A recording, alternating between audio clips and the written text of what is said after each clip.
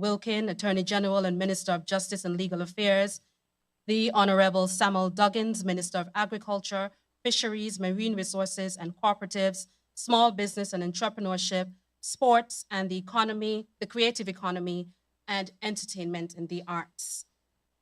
The Honorable Senator Dr. Joyelle Clark, Minister of Sustainable Development, Environment and Climate Action and Constituency Empowerment, the Honorable Senator Iseline Phillip, Junior Minister of Youth Empowerment, Social Development and Gender Affairs, Aging and Disabilities, government officials, members of the media, citizens and residents of St. Kitts and Nevis, good morning and welcome again to the Prime Minister's press conference with Cabinet Ministers. It is always a pleasure to have you here with us. As you will recognize, a few of our ministers are not here with us. The Deputy Prime Minister, Honorable Dr. Jeffrey Hanley, and Honorable Conris Maynard, but they send their apologies as they are abroad doing the nation's work. The Honorable Masha Henderson, as you're well aware, is on medical leave and is recovering nicely. And the Right Honorable Dr. Denzel Douglas is also unable to attend due to some unforeseen circumstances. I am Adelcia Conifer-Lance, the Press Secretary to the Prime Minister of St. Kitts and Nevis. This press conference is put on to engage not just the media, but of course, the wider populace to keep you abreast of the developments within the government and to address your concerns. Your government is committed to leading with transparency and integrity and has made a commitment to update you on the decision-making process and the accomplishments within our federation. Your government has been working diligently to ensure that you, the citizens and residents of St. Kitts and Nevis, are empowered and that our federation is advanced through our Sustainable Island State agenda, not just locally, but regionally and internationally as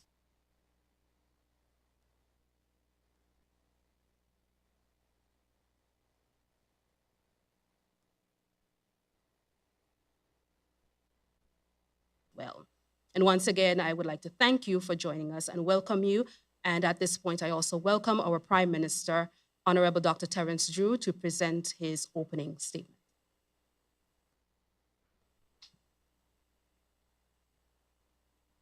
Good morning. Thank you very much, Press Sec.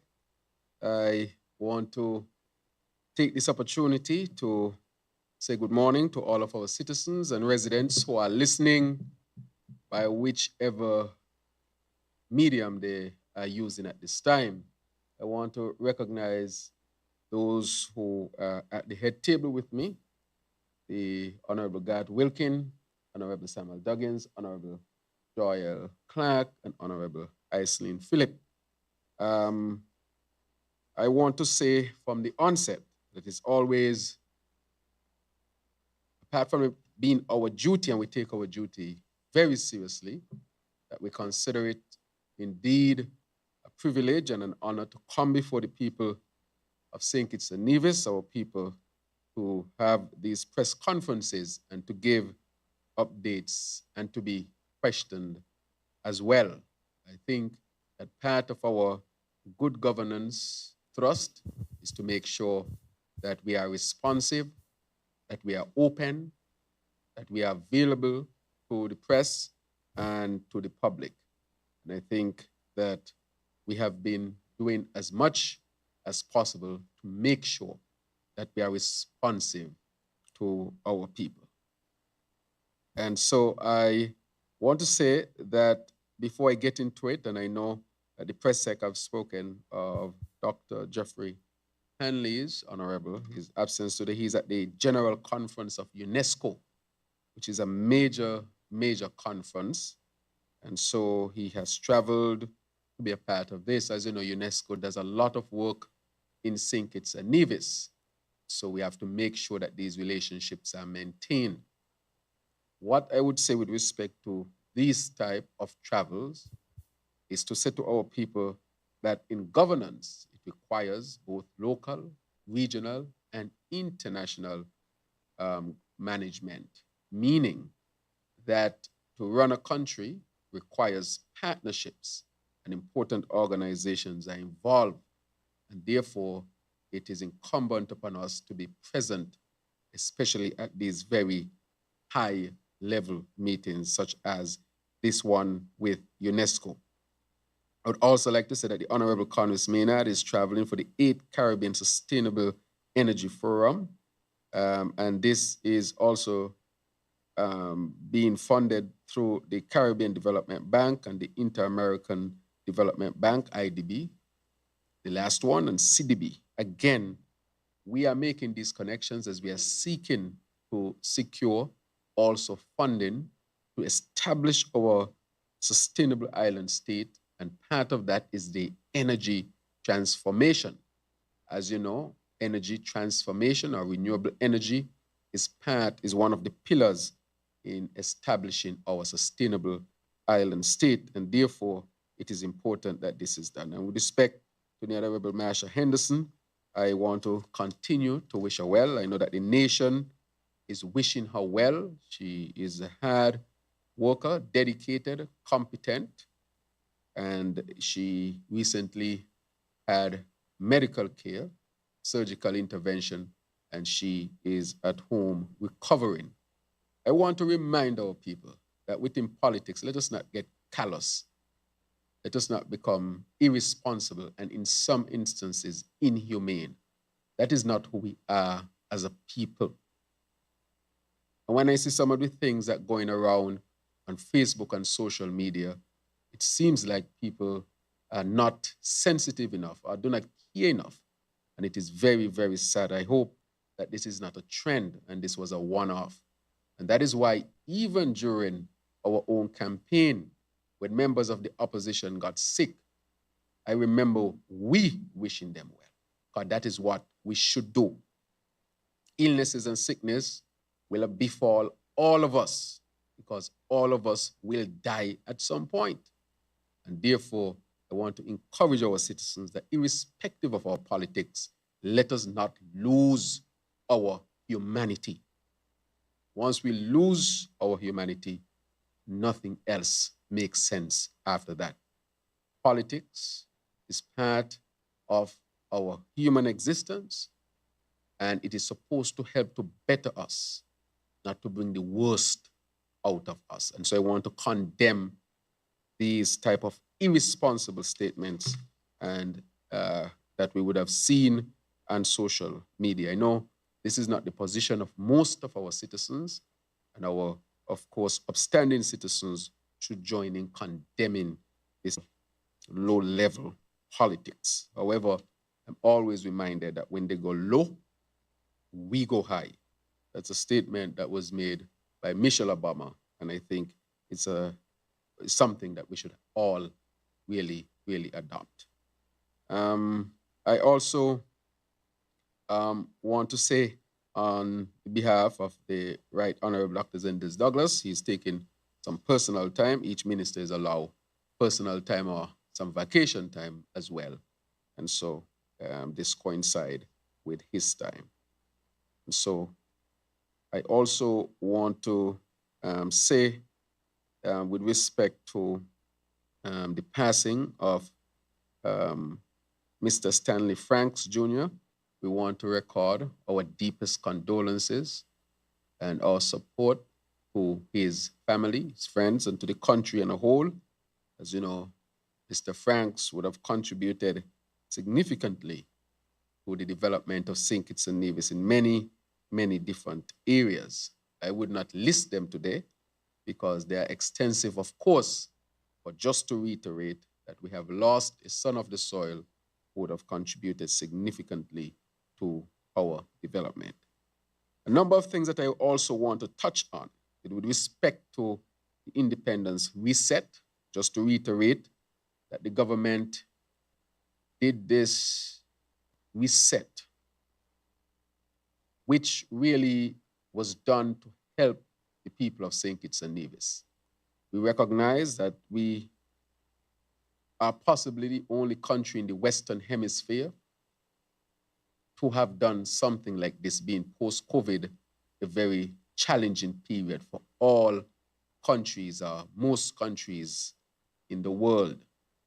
We recognize that our people had issues, And that was so because 2 years of COVID really hampered their income status or opportunities.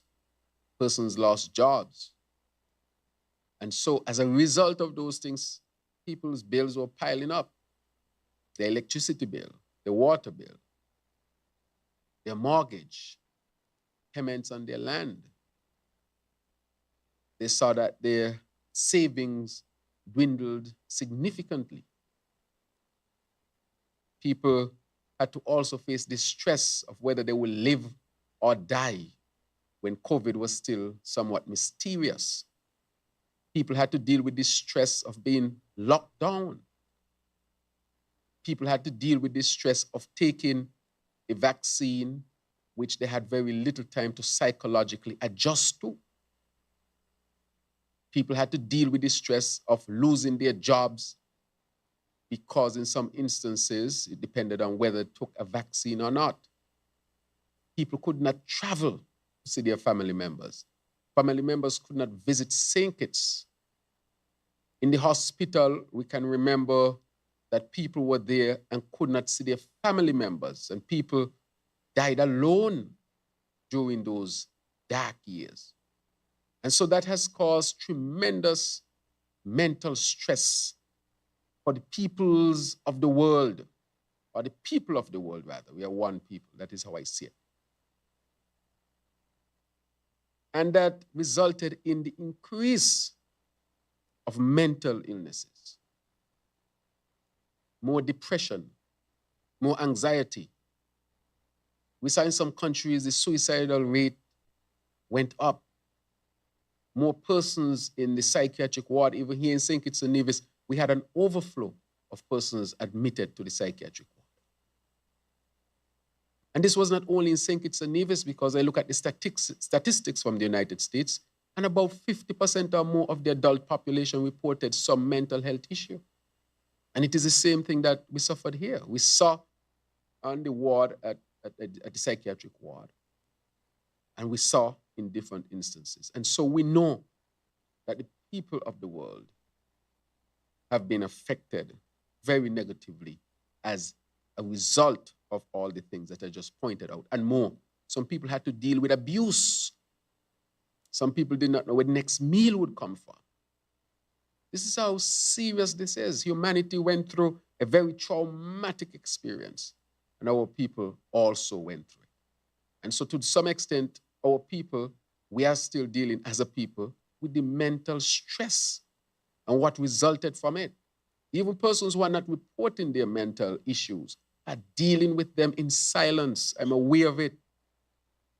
And so we sought, how can we ease the burden from a government perspective for our people?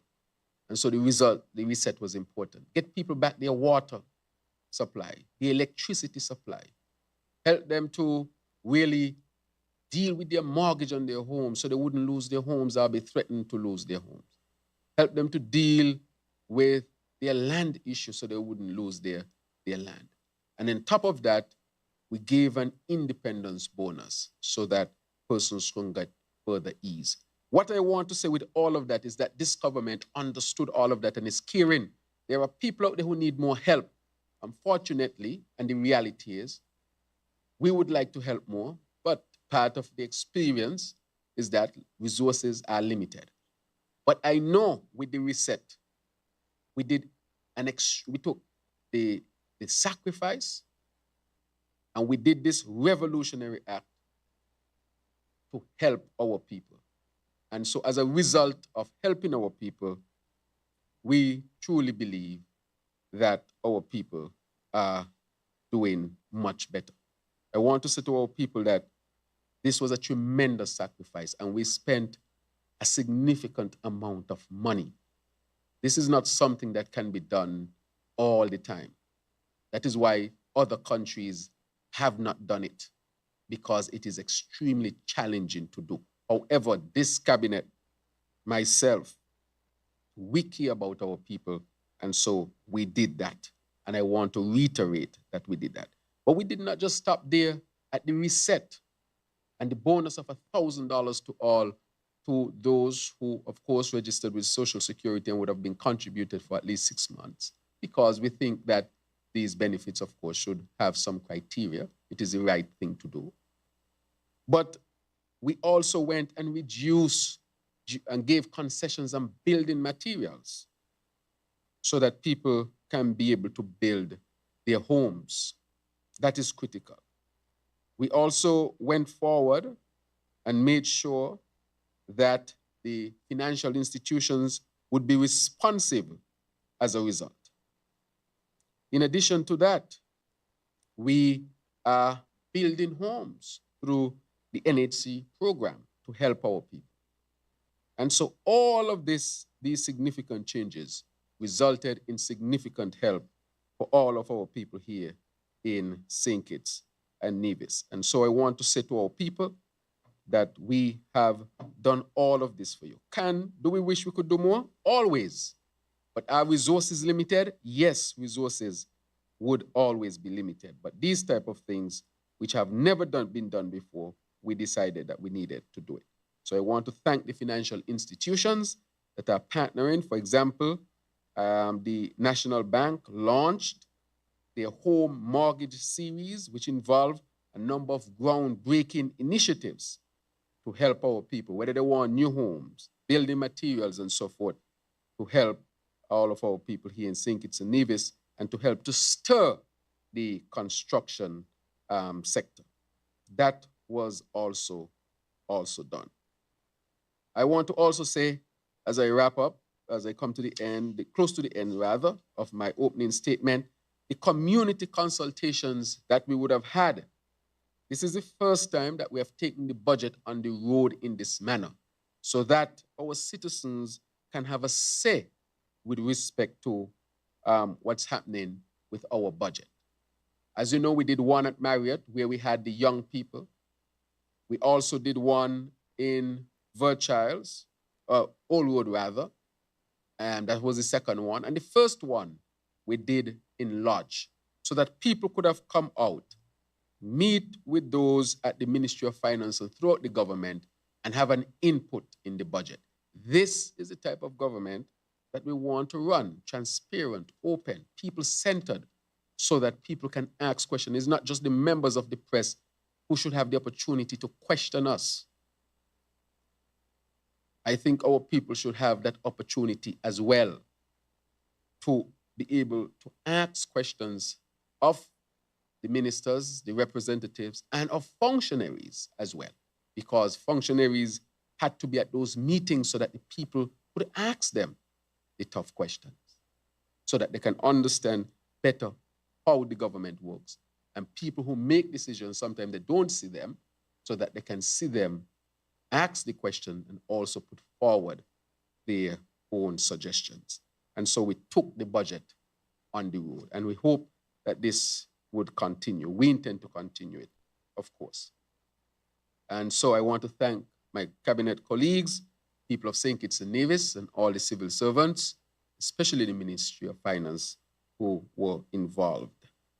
I also want to point out that we had the exciting news of a new airline coming to St. Kitts and Nevis, adding to our fleet that already comes here.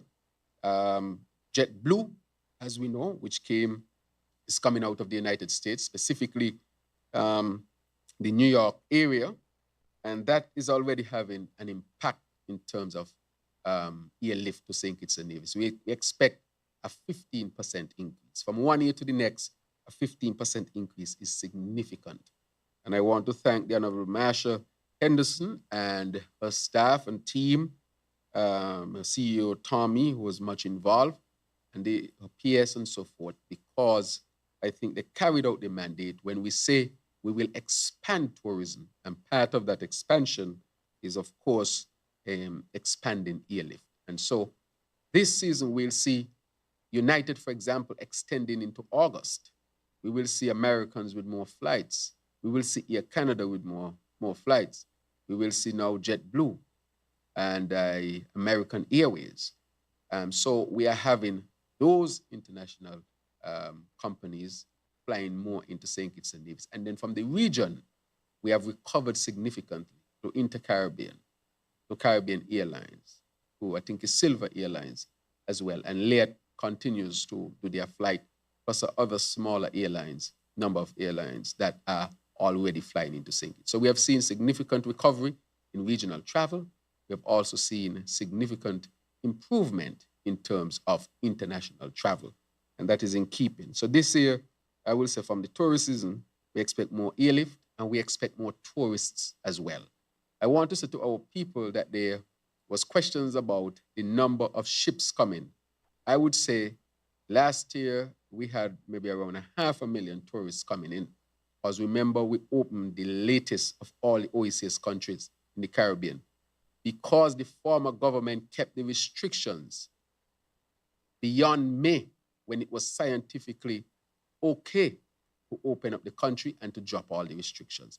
But for political reasons, they did that, and that cost the government tens of millions of dollars, cost us airlift, and cost us tourists coming into St. Kitts and Nevis. That, of course, was a bad decision, and all indications are pointing towards that. And so in opening up in August, we were able to salvage some of the season in 2022. In 2023, we are seeing an increase in the number of cruise passengers. We are seeing an increase also in persons by airlines. So by air and by sea, we are seeing significant increases. And therefore, we want the tourism sector to continue to grow and expand here in St. Kitts and Nevis. And so we will see that.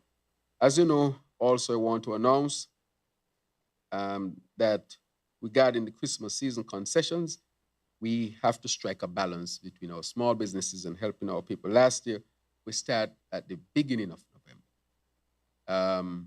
This year, we start at the middle of November. We have increased it to $250. Why? Because of inflation. It used to be the first $200, but we have increased it because we are aware of inflation that is being imported. I want to say to our people that a lot of the increases that we are seeing is because we import those increases. So if America has inflation, we will get inflation as well because a lot of our products come from there. However, I want to say to our people that we have alternatives here in the Caribbean. For example, and I would like to point out that a box of Kellogg's, same size, I think it's 21 grams, same size, costs about $21 plus. If you get the Sunshine brand, is half of that, is about $11. So for every product that we are accustomed to, we have an alternative. Why is it important to have alternative? I can't tell Kellogg's how much to sell this stuff for. And you know, we have sought to decrease freight taxes and so forth in an effort to drop the prices. But if we take away everything, the government will make no money at all. We have to strike a balance. Every country must have taxes, and so we have reduced them as low as possible, but not too low so that we would not be able to collect enough to continue our social programs and continue the development of St. Kitts and Nevis. It's a reality. However, I would say to our people, for every one of those major products, you have an alternative. Can you imagine one brand costing that amount and the next brand costing half of that? And so I want to encourage our people to look at it. And I have a whole list here of what the one brand is and what the other brand is and the difference in cost. And if persons were to choose some of the different brands, which are of good quality as well, they will see a significant drop in their food bill. But where the food bill stands, because we are importing it and our people have developed the taste for imported food, no matter what we do, those prices are coming from the United States and the factories at much higher cost. That is what we call imported inflation. We cannot dictate that. For example, if you were to buy a carnation milk, remember the carnation milk, wherever it is produced, it costs more. So no matter how you import it, you are going to be paying more for carnation milk, for example, because that's an imported item and you're importing the inflation. However, if you choose another brand, for example, Bonnie, or any other brand that is, go through the regulations and make sure that they comply with standard, it is significantly cheaper. Why am I saying this? It's to show that we have alternatives. And one of the ways in dealing with imported inflation is to deal with having options for our people. But apart from that, we will have to continue to work. We will have to work to improve and to increase our agricultural output. And the Minister of Agriculture is here. Whatever challenges there are, we definitely have to work to them. And I also want to relate that the discounted VAT rate days are the 15th and the 16th of December 2023. The discounted VAT rate days are the 15th and the 16th of December. That's Friday, December 15th, and Saturday, December 16th. Of course, before Christmas, so that people can really have an opportunity to shop before Christmas. And so that would help as well. So everything else remain the same. We will just look at those days. So you have the days and the discounted days as well for your information so that you can plan and plan accordingly. So those are the updates I would like to give at this particular point in time, and to give an opportunity to the press to ask whatever questions they may have. As you know, we are here to answer your questions, and then I will give an opportunity for each minister here to give an update. And where the minister is absent, I will fill in the information as well. And if needs be, to direct you to the appropriate ministry who have that information. Thank you very much.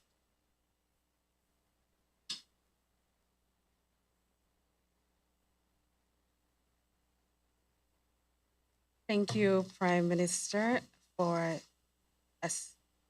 informing us on the updates and developments within our federation. We are now at the point where we open the floor to the media for your questions, and we want to thank you for your patience and attentiveness as we move forward towards the question and answer segment. Please note, as per usual, that all questions are to be directed to the Prime Minister, who will then delegate them to the relevant ministers to respond when necessary. And again, please remember to indicate your name and the media house that you represent when you step forward to ask your questions. We are asking that you ask 2 questions at a time, so we can allow for smooth transition of smooth flow of the proceedings. At this point, the floor is open, and I invite the media houses to pose your questions to the minister, to the Prime Minister. Good morning, Prime Minister, and to all the other members, ministers at the head table. I also want to take this opportunity to express my sincere wish for full recovery, as well as on behalf of the SK News 9, to Minister Marsha Henderson. We hope that she recovers well and recovers quickly. Thank you very Prime much. Minister, the matter of the CBI is constantly being buzzed around. And according to the UK Guardian, that article that was written in the UK Guardian, it cited about 88,000 passports being issued within the region. And their concern is that the EU Commission concern is that of security. And therefore, they are pushing for the cessation or ending of visa-free access to some of the European countries. Now, they quoted for St. and Nevis an amount of 36,700 passports. Can you confirm if this is correct? If not, what is the total number of passports that St. and Nevis has approved over the years? And since you have taken office, how many passports have you issued under the CBI program? Secondly, it is understood that a group of Russian, Ukrainian, and Belarusian applicants who applied for St. Nevis citizenship under the CBI program have started an online petition to get their money back, because at some point their applications were approved and then the Citizenship by Investment Unit disapproved the approval, and therefore they want their money back. And apparently they have not been successful in getting their money back. Can you explain what are the complete circumstances around this, and what actions is the CIU taking in regards to these applicants? Those are my two questions for the time being. Thank you very much, Mr. Bad. Have you ever visited the CIU unit? Have you ever written to them? Well, we've called 4 times to make appointments to see these. You wrote. We have not written to them. Okay, I want to encourage you. We have not been able to. Right, I want to encourage you to write to them as well, because I think I mentioned that in press conferences before. Nonetheless, let me address your questions, Mr. Bad. Thank you very, very, very much. On the last one, with respect to the nationalities that you mentioned, when we got into office, based on what was discussed, the program was stopped to these regions, as you know. Well, I don't know if you know, but it was before our time. They were stopped in June of 2022. March, sorry, in 2022. And therefore, based on what was happening, we continued the action. In terms of the return payment, of course, that, and I will say plainly, I've discussed that multiple times, and that is being dealt with as well. So it doesn't take a petition or anything. I don't know which petition that would be. I haven't seen any results of a petition. I don't know who is running this petition, so I can't speak to anything that is out there just on social media. I will speak to something that is official and give you the government's official position. However, the administrative aspect of that is being dealt with. That I can say, because I think we are responsible. But when you take over something, as I said before, they have to be audited, and one must have the requisite information before I speak on any matters to do with this. As you know, the CBI would have gone to changes after changes, because we had promised that we would make upgraded changes, and we will continue to make the upgraded changes. Just like you in your field, Mr. Bad, I assume you would make upgraded changes accordingly. So the one on the nationalities that you mentioned, that is being dealt with administratively. And to give you the background, that was since March 2022 when that decision was made, and therefore, as we do our audit and find those, we deal with them accordingly, as you can appreciate. All right? So that was not a decision that we made and did not. We met that decision, and we are dealing with it administratively, because that aspect of it was not dealt with, to be straight up and honest with you. The other thing that you would have asked is about the numbers. And I've said to you before that the audit is actually being had. I am not going to call a number until that audit is complete, but I can tell you this, that the vast majority was signed by the immediate past Prime Minister. That I would say. And as we look more and look more, we are finding where everything is. That I would say as well. That the issues of the security that are being asked, we have not laxed our security measures. As a matter of fact, we have strengthened them, and we have added a new layer of security. That's a second layer. And we are going to add a third layer in short order. In short order, we are going to add a third layer. And that third layer, will tell you, would be an international security officer, to make sure that even those who would have had the citizenship before, that we have still a system by which we make sure that protection is also there, not just during the time when you apply, but even after. That active surveillance is to continue. We suspect we'll be the first country to do it. But as I said before, that this government has taken the decision to take all the necessary measures to protect our country and to protect our people. So that I wanted to add with respect to the security measures as far as the CBI program is concerned. With respect to the audit, because it's an extensive audit that has to be done in terms of giving you an exact number, and I'm encouraging you to write to the CIU and to have a formal meeting with them.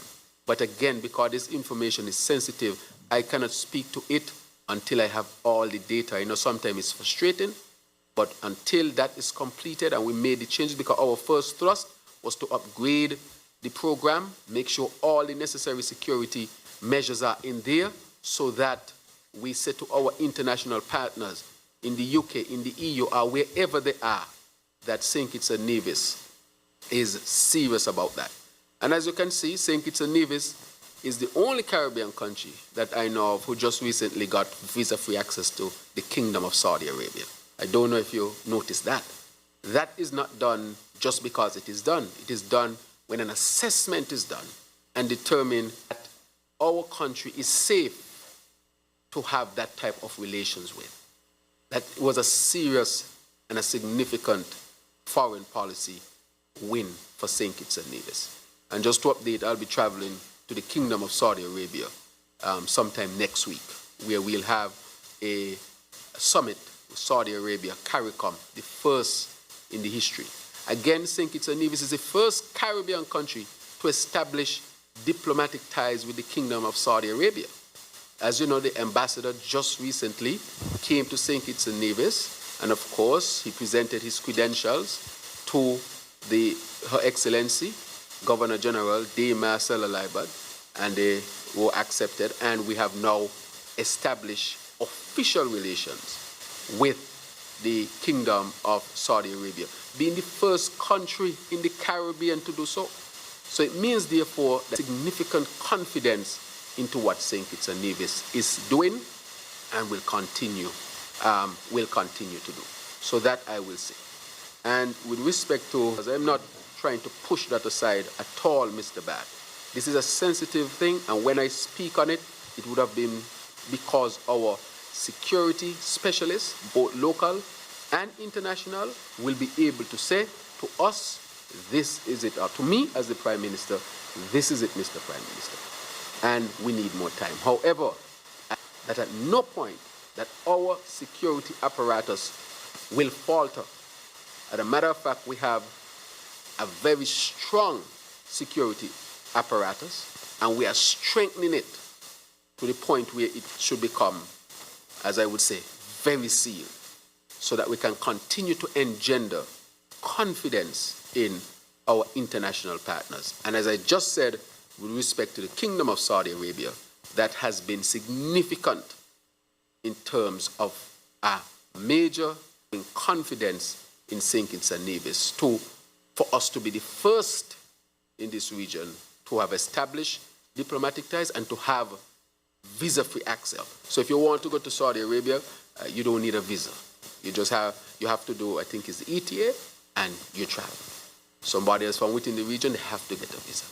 Again, strengthening our reach internationally.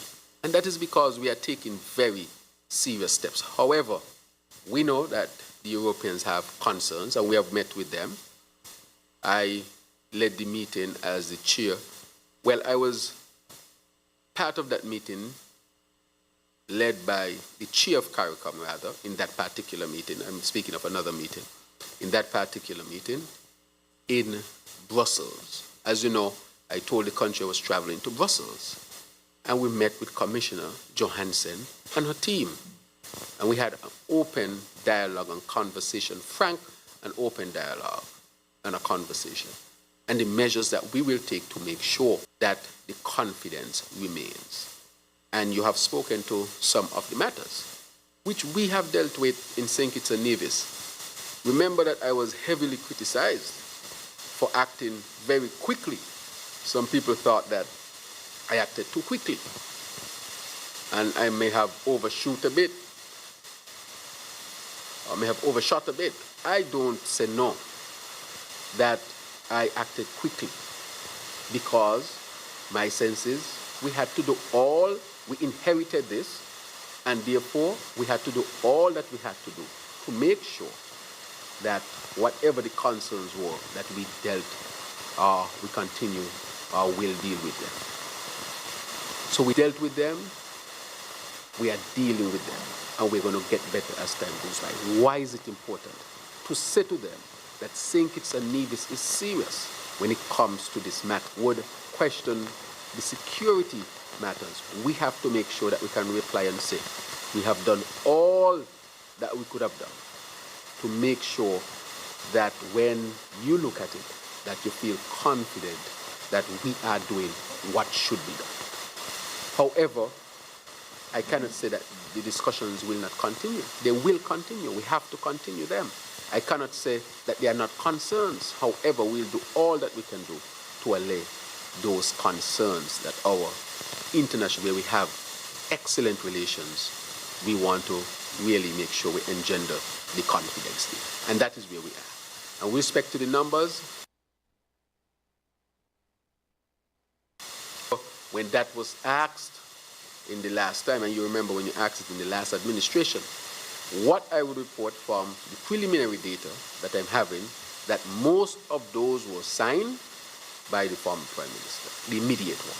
That is what I would say, as we continue to do the audit and make sure that we get a specific number, so that when I speak, it is because the auditor said to me, Mr. Prime Minister, this is our result. Of course, a major program like this needs some time to properly audit it, but we are definitely going to, on our way. We have asked already.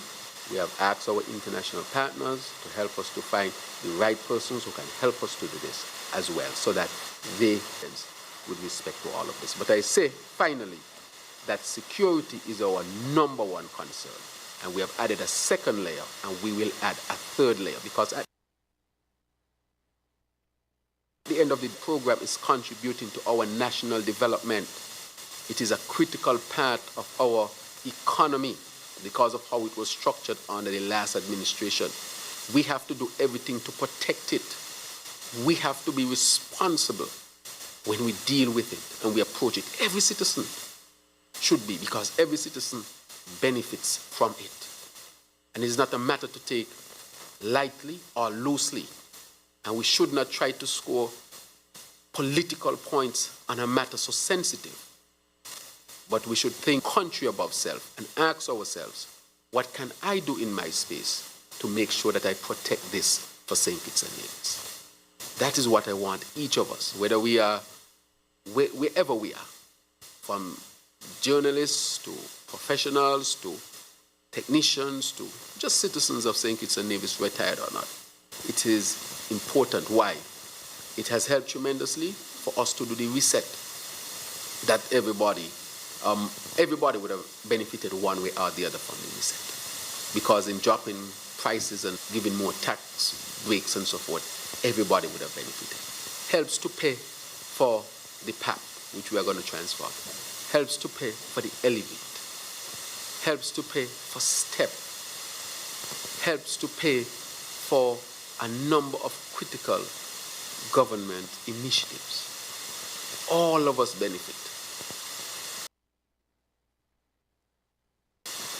To seek to protect it and not allow it to become some political football. That is why even during our campaign, we said nothing negative about the CBI.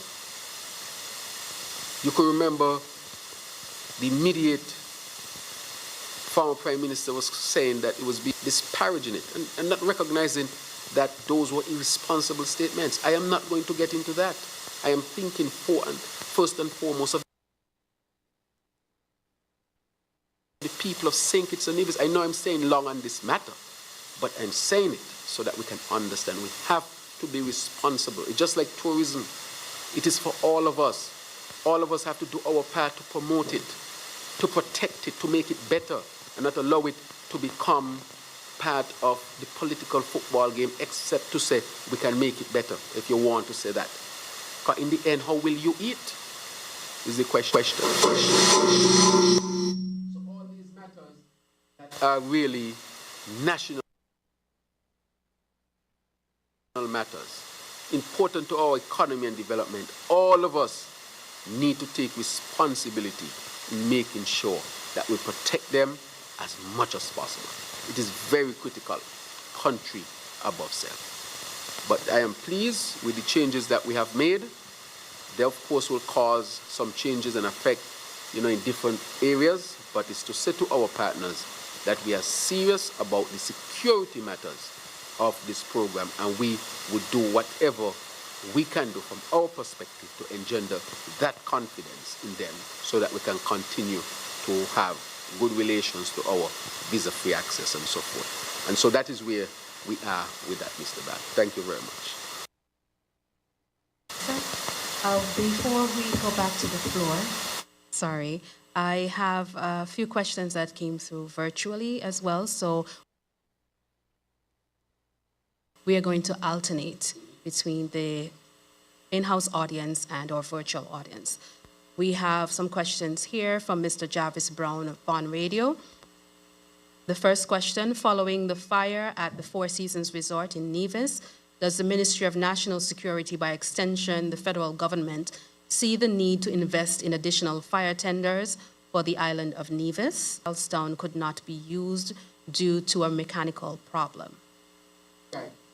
And, the second question, what is the current status of the water drilling project in Cayman? Right. So I will answer the first one first. With respect to the situation with the fire tenders, as you know, we are going through the process of restructuring the fire department. The federal government is responsible for this. So what we have done thus far, we have, if you remember, we have appointed a number of firefighters. I think it's about 15 of them, so that we can bring order and structuring to that very, very vital aspect of the ministry, that department, the fire and rescue department. So that was one of the things that we have done as far as the human resource development is concerned. The other thing that we are doing is an inventory. For example, one of the major things coming as a capital project is to deal with the equipment that we have at fire. So that is before us. And therefore, the fire chief is available to confirm these things as well. And this was not being done because there was a fire at Four Seasons. It's because when we got there, we realized that the fire department was to some extent in debt. Why? Because you had people there who were being called firefighters and who had not done any training. I said, how can you be called a firefighter if you have not done any training? We met trained firefighters there who couldn't get appointed because of politics. And then we met people who were being promoted above those who were much more qualified than them as firefighters. You check their file, never did an exam, but those who did the exams and passed were left behind, and some of them who never passed the exam are ahead of them. And so I said, that cannot work. We need to restructure all those who would have passed and in a position and positions are available, promote them and appoint them. And so we did that. And then we said, those who didn't have training, they have to go to training. Because you can't call yourself a firefighter if you're not trained. And we did not only do that in St. Kitts, we did that in Nevis. The person who heads Nevis is actually a woman firefighter who has been appointed in her position.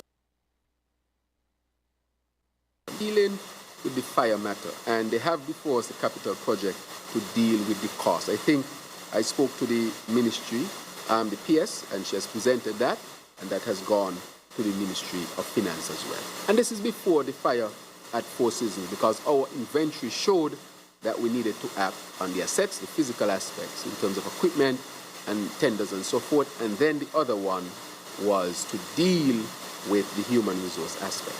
So that, yes, I will say to Vaughan Radio, yes.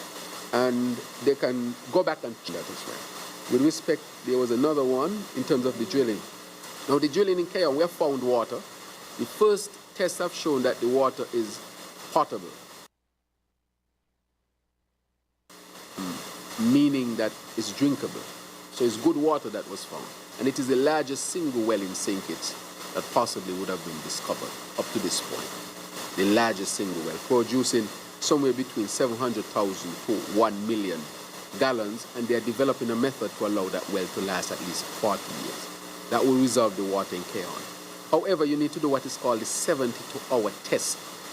The 72-hour test require a particular type of piping, which we don't have here. And they ordered the piping, but because of supply chain issues, that has slowed down the process. But those are on the way. They might be here. So those pipes go in, and they allow for a 72-hour evaluation. Because if you go in, you might find good water and assume that the water is good. But what the 72-hour test does is allow that water to continue to flow from between the bedrocks and so forth, and so you can test that water flowing. So just in case there is an issue, you would pick it up before you make that water available to the people of Keon and St. Kitts and Nevis. So it's a matter of safety and following World Health Organization's standards. We are not going to compromise that. So there might be a little bit of delay, but we think we are in a good position to accept that delay, because it's about safety. Safety first. Thus far, it looks very, very good. But we just want to make sure that international standards, which we have always been following here in St. Kitts and Nevis, so that when that water is available, we know that people's safety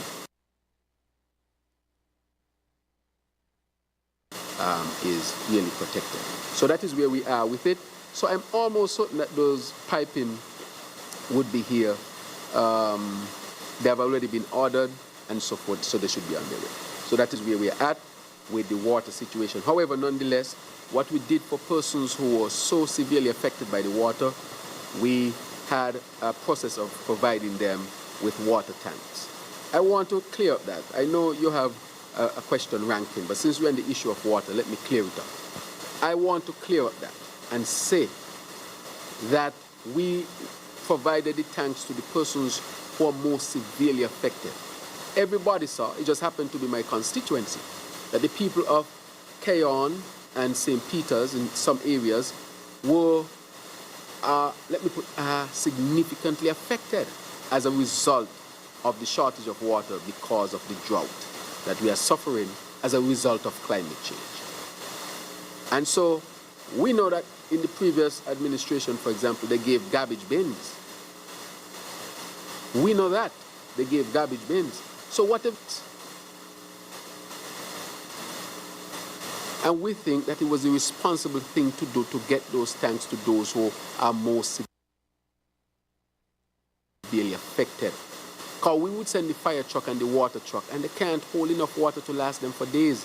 We almost had to send the fire truck and the water truck on a daily basis, because they would have these little buckets. We understand that if they don't have the extra cash to pick up a tank, because after the assessment you recognize how challenging it was.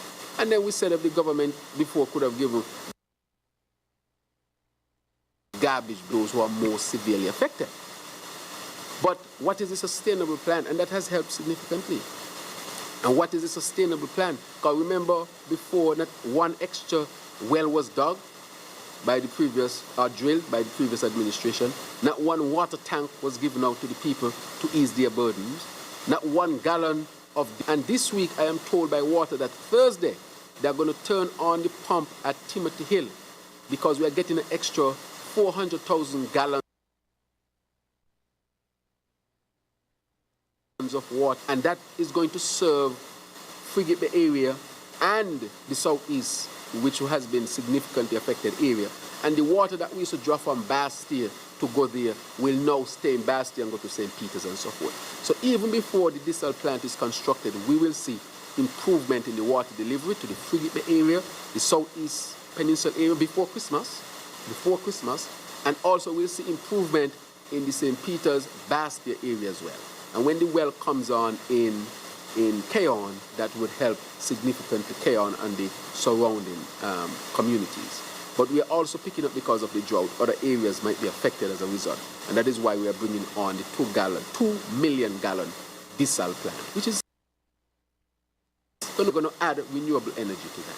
So we are dealing with the water issue. We inherited a serious water issue where nothing was done, absolutely nothing was done to add an extra gallon to our water source or any type of resource given so that people can better store water and help to make sure that they have water available. None of that, so we have done that. So just to finally say that we are moving along with what we see in Keyon. We are very, very encouraged by preliminary data, and as soon as those pipes get into St. Kitts, we will do the 72-hour test, and once that test shows that the water is potable, it will be connected to our water system, and that will be an extra 700 to 1 million gallons per day, which will resolve Bastia, Southeast. A big part of the country would be resolved as a result. And so I look forward to Thursday when that pump is turned on. As a matter of fact, if I have time, I will go to see when the pump is turned on and the water situation for Frigate Bay, Southeast Peninsula is resolved. That is our tourism area. And the issue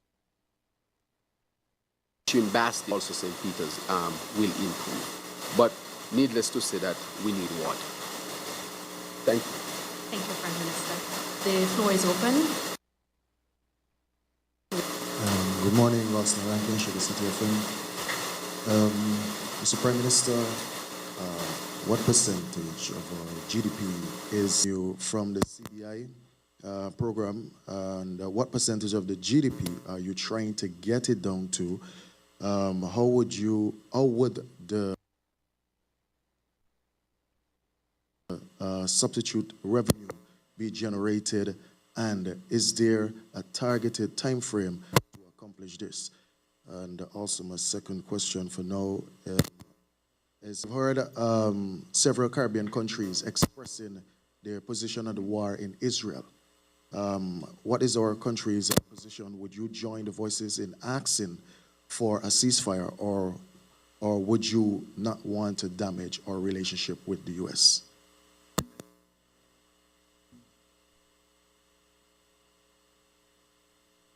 With respect to the acts,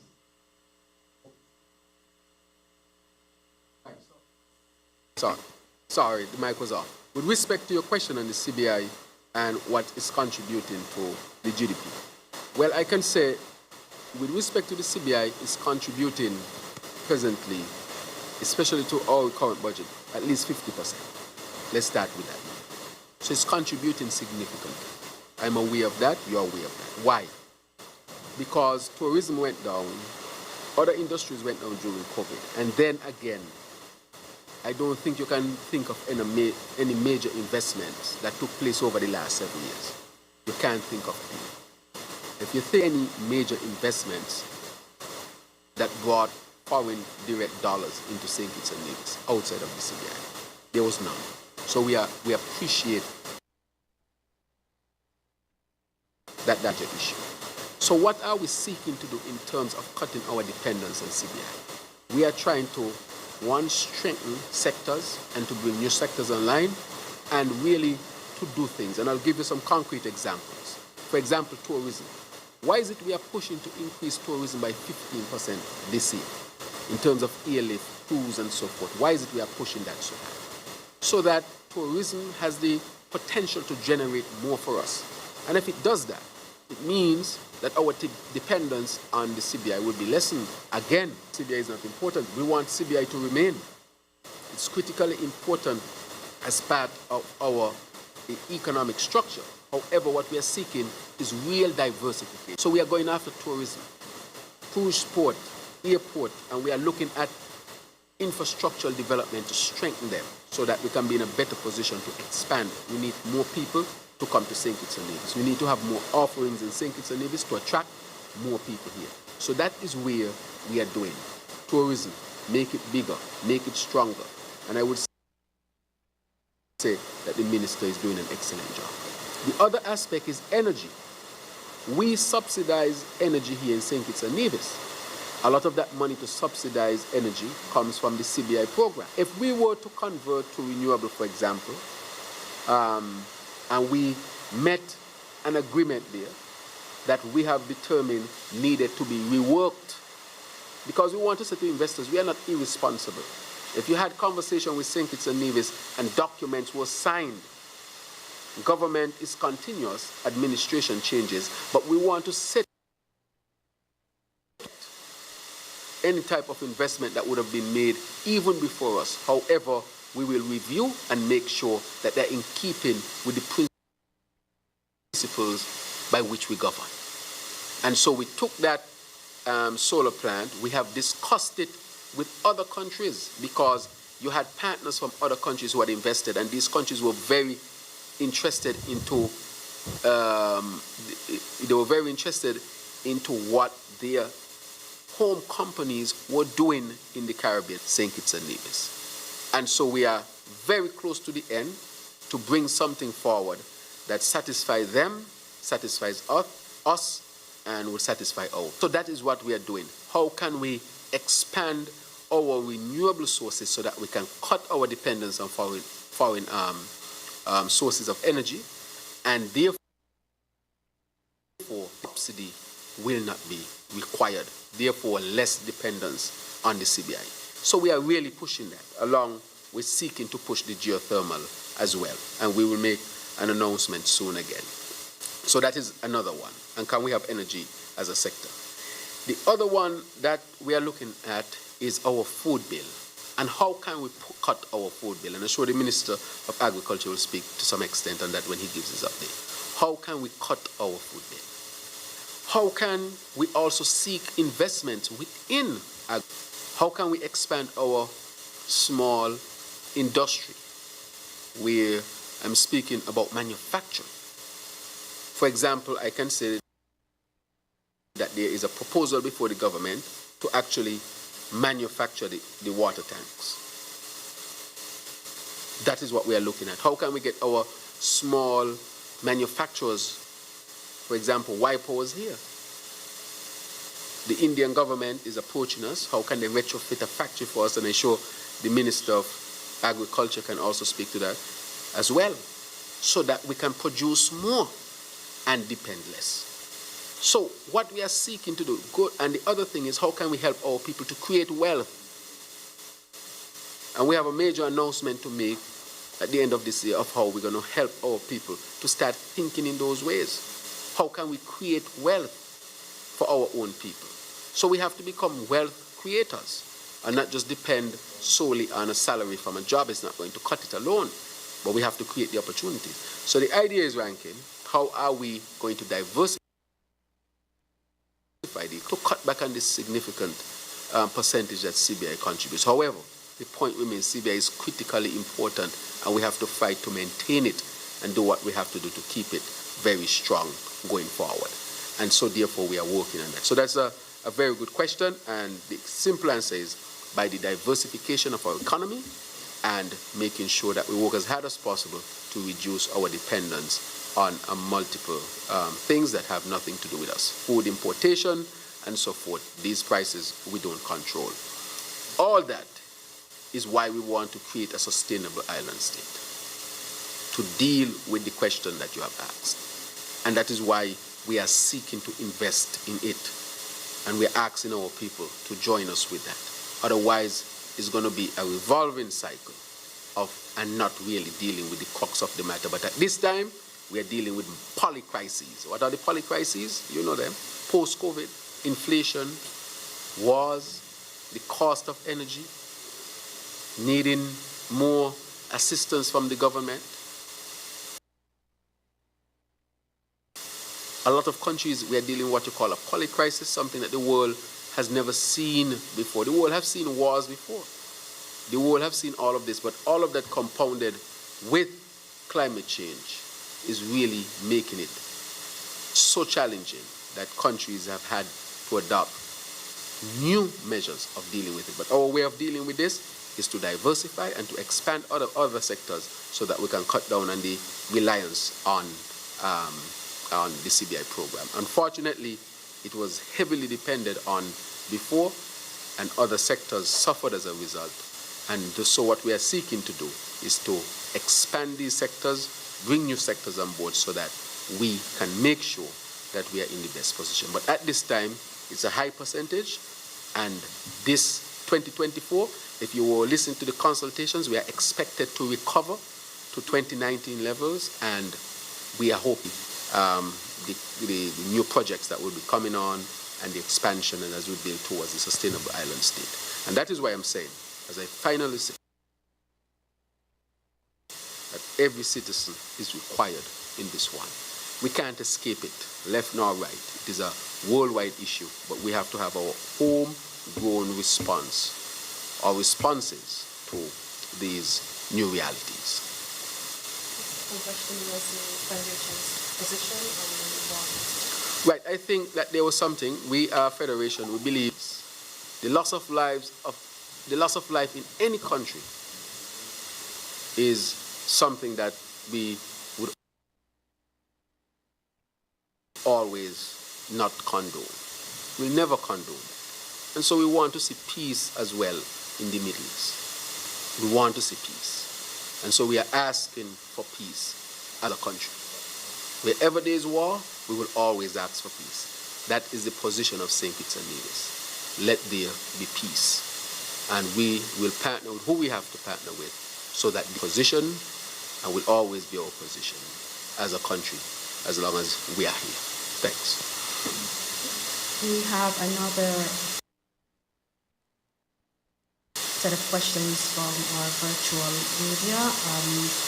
Mr. Jarvis Brown again from Brown Radio is asking, how has St. Kitts and Nevis been faring against the dengue and other respiratory diseases? And if there are any plans for a double salary for civil servants and pensioners? And final question, on the discussion surrounding the minimum wage and considering that there has been much conversation about raising it to 500 EC a week, is that practical and feasible for businesses? Right, so that anybody else can answer. Sure. I'll repeat. The first question, how has St. Kitts and Nevis been faring against dengue and other respiratory diseases? I'm the Minister of Health as well. The second question, any plans for a double salary for civil servants? I guess I'll have to answer that as well. Correct. And the final question, could the public be given an update on the discussion surrounding minimum wage? Okay, I guess I'll have to answer that. Yes. So let me give you some numbers on the dengue matter, because we have been keeping a very close eye on the dengue matter. It was reported to me, and let me give you these numbers because we continue to monitor it as well. So on Friday, I got the update that we did have a few more cases, but most of the cases that were confirmed were coming out of Nevis. So we have about 22 laboratory confirmed cases. But from my report, no, I have not been informed that we had any admissions to the hospital. So we are fogging, and I show the fogging schedule. I want to thank the CMO and the Ministry of Health. They have sat with the persons who are even directly involved with the fogging. And the fogging schedule comes out and you all see it. So we have been able to limit the number of cases because we are very aggressive. However, I'm asking all of our citizens in St. Kitts and Nevis to take away is spread by a mosquito. It's called Aedes aegypti. That mosquito bites, and when it bites, it spread the dengue virus. And therefore, you want to eliminate any breeding grounds. Where are the breeding grounds? The dengue tend in static water. So if you have any static water, buckets with water, or drums with water, either turn them over, bore holes into them. But static water needs to be eliminated, and we can go further and start to treat the static water. Cover up your water that these mosquitoes don't breed. That is one of the major things that we can do to protect ourselves. The next thing we need to do, other measures we can do. If we have mosquito nets, we can use those. We can also use off, the one that is prescribed, the pharmacist will be able to tell you which one to avoid mosquito bites and so forth, so that we can measures to protect ourselves. So while we have some cases we are managing, but all of us must be involved. So the CMO keeps me updated regularly when we get our numbers. But the numbers, last numbers show that Nevis might be more affected in terms of confirmed cases than St. Kitts and Nevis. However, we are not. I have not gotten any. We have admissions to the hospitals. The other matter that I would like to deal with is the matter of infections, respiratory infections. We know, and as always said, that COVID will remain with humanity. It will not go anywhere. Just like flu has remained with humanity, it is not going anywhere, at least for now. However, it depends on the immunity of the population. Thus far, we know that if we test people with respiratory, you'll find people with COVID. However, we are not seeing any admissions as a result. And in discussions with the CMO, it means that our immunity is really doing well at this particular time. So his question, how are we doing? We're fairly well. With respect to the double salary that was asked about, as I've said before, we always look at our finances and we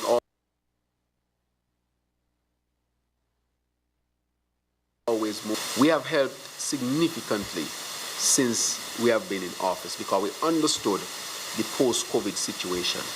We had to go into our savings in order to help our people out of the difficult challenges, to help create an environment where people could get back to work, where small businesses would have a chance. As you know, we gave a small business loan at Development Bank, which was at a very low interest rate. I think it was 2.5%.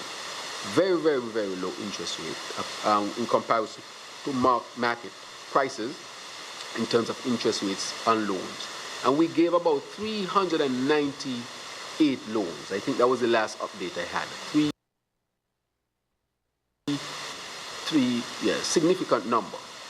And I would like to report that most people, over 90+%, that persons are repaying their loans. And so we are pleased with that, which will give the Development Bank more opportunities to invest. Again, we had to salvage the Development Bank. And so it's in a position where it gave over 300 plus loans. And I want to thank our people for paying back those loans. We also gave the reset, which cost us hundreds, well, I would say tens of millions of dollars in terms of the loss from the land, from housing, from electricity that we have to subsidize. Because we have subsidized collectively to tens of millions of dollars this year to keep electricity costs down. We have subsidized tens of millions over the time to keep gas prices down. Remember, each gallon you buy, the government is paying $2.25. Remember the small tank of gas, or what we call the propane gas, so in the tanks, whether small or big, the government is heavily subsidizing it, that you can buy a tank of gas for $30. So we have to keep our cost of living manageable. As a matter of fact, St. Kitts and Nevis has one of the lowest inflation rates in the Caribbean right now. Upfront as the government to protect the people. And we have spent hundreds of millions of dollars. I want our people to appreciate that. Hundreds of millions of dollars to do all of this for our people. To pay for STEP, to pay for PAP, to pay for Elevate, plus all the other subsidies in gas, electricity, water, the giving of the bonuses to help people out of the financial rut that many of them found themselves in, or families rather. If you had 2-3 people living in a house, the house would bring in extra $3,000 to help small businesses. And therefore, when you ask about the double salary, what I want us to reflect on is how much has the government done thus far. In this short time, no other government in the Caribbean has done as much or near as much as what we have. None. And we have done that to help our people to recover much quicker. So when you compare St. Kitts and Nevis to many others, we are faring fairly well. Of course, everything is relative. We will never agree that things are perfect. But we are making sure people have gas, people can move around, go to school. Remember, we had to give parents money to help buy their school uniform because of the difficulties again. Because we know we will recover at the end of this year. So we have done for our people. And therefore, we had to tap into our reserve. And we understood that we have to do that because when you have savings, you have savings for a rainy day. However, you cannot use up all of your savings. And so we are looking at it and monitoring it and see where we are now that we are on our way to recovering the country and our people. And a decision will be made with respect to that. However, the principle is where opportunities are, this government will always support the opportunity to help our people here in St. Kitts and Nevis. So that is where we are with that. And I think there was one last question. Right, with respect to that, the Honorable Sam Conda, as you know, is leading on that. He already even visited the cabinet of St. Kitts and Nevis. I spoke to the chair of the cabinet of Nevis, who is the premier, and he expressed it very, very well. Discussions continue with the private sector, the workers' unions, and also the government. And so we are really winding down the discussion on the minimum wage as far as its increase. We are still in the process of recovery as an economy, but we do recognize that we have to see that $1 was added to the minimum wage. And therefore, in that scenario, we are seeking to give our people here in St. Kitts and Nevis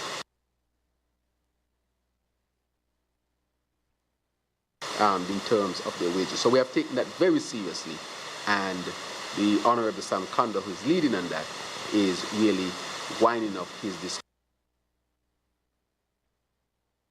discussions who now come before the cabinet. So that is where that is. The negotiations are in the final stages, and based on where we are at in our recovery, the best decision will be made. Thank you, Prime Minister.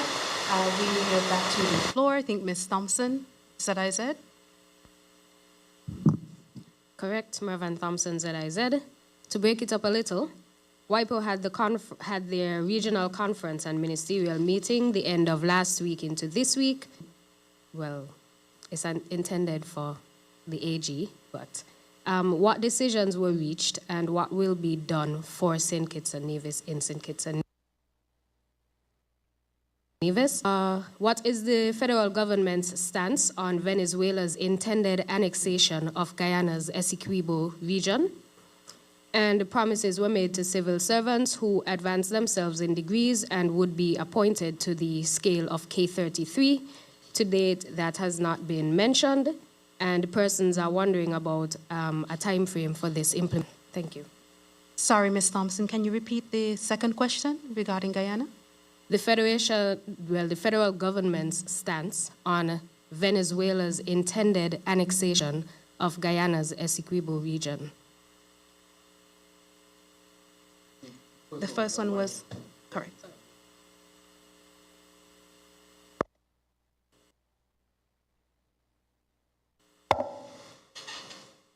Yes. Good morning to everyone. St. Kitts and Nevis was fortunate to host the 11th meeting of Caribbean heads of intellectual property and ministers with responsibility for heads of property, which was conducted by the World Intellectual Property Organization.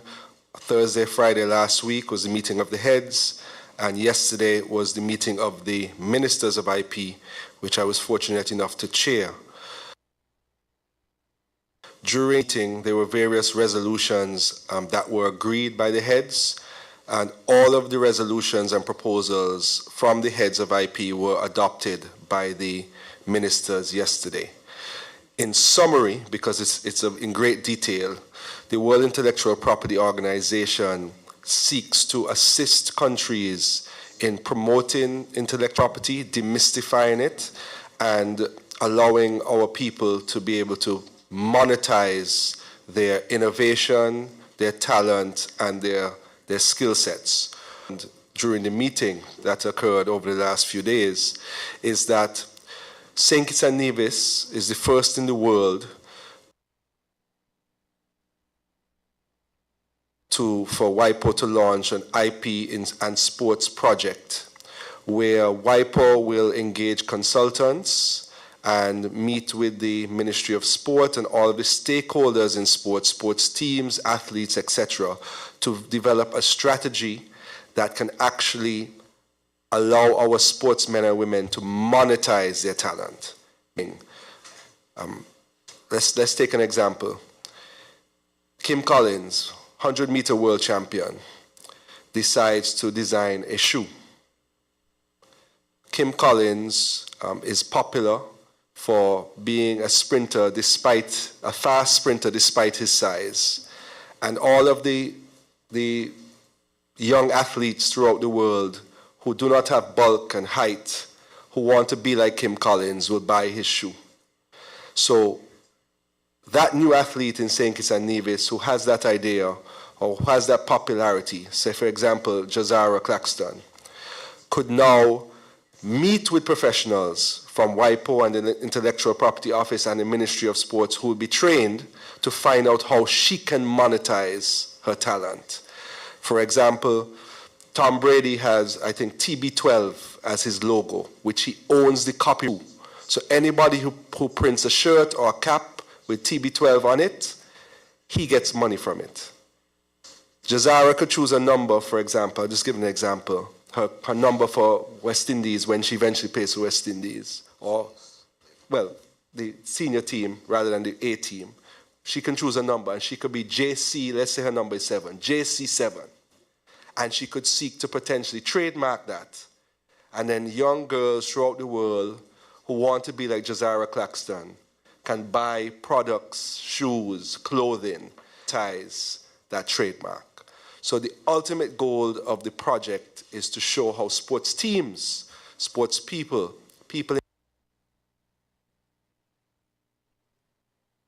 in sync, and on a grander scale, they're also going to provide support for small businesses. So how can small businesses get their business name trademarked? And also we discussed geographical identifiers, which is, for example, people don't. Champagne is a place in France. It is an alcoholic beverage made from grapes, which is made in different places in the world, but only that beverage made in Champagne can be called champagne. That is what you call a geographical identifier. We were discussing Grenada. Grenada has nutmeg. What the Intellectual Property Organization was saying is that if you sell nutmeg for $2 a pound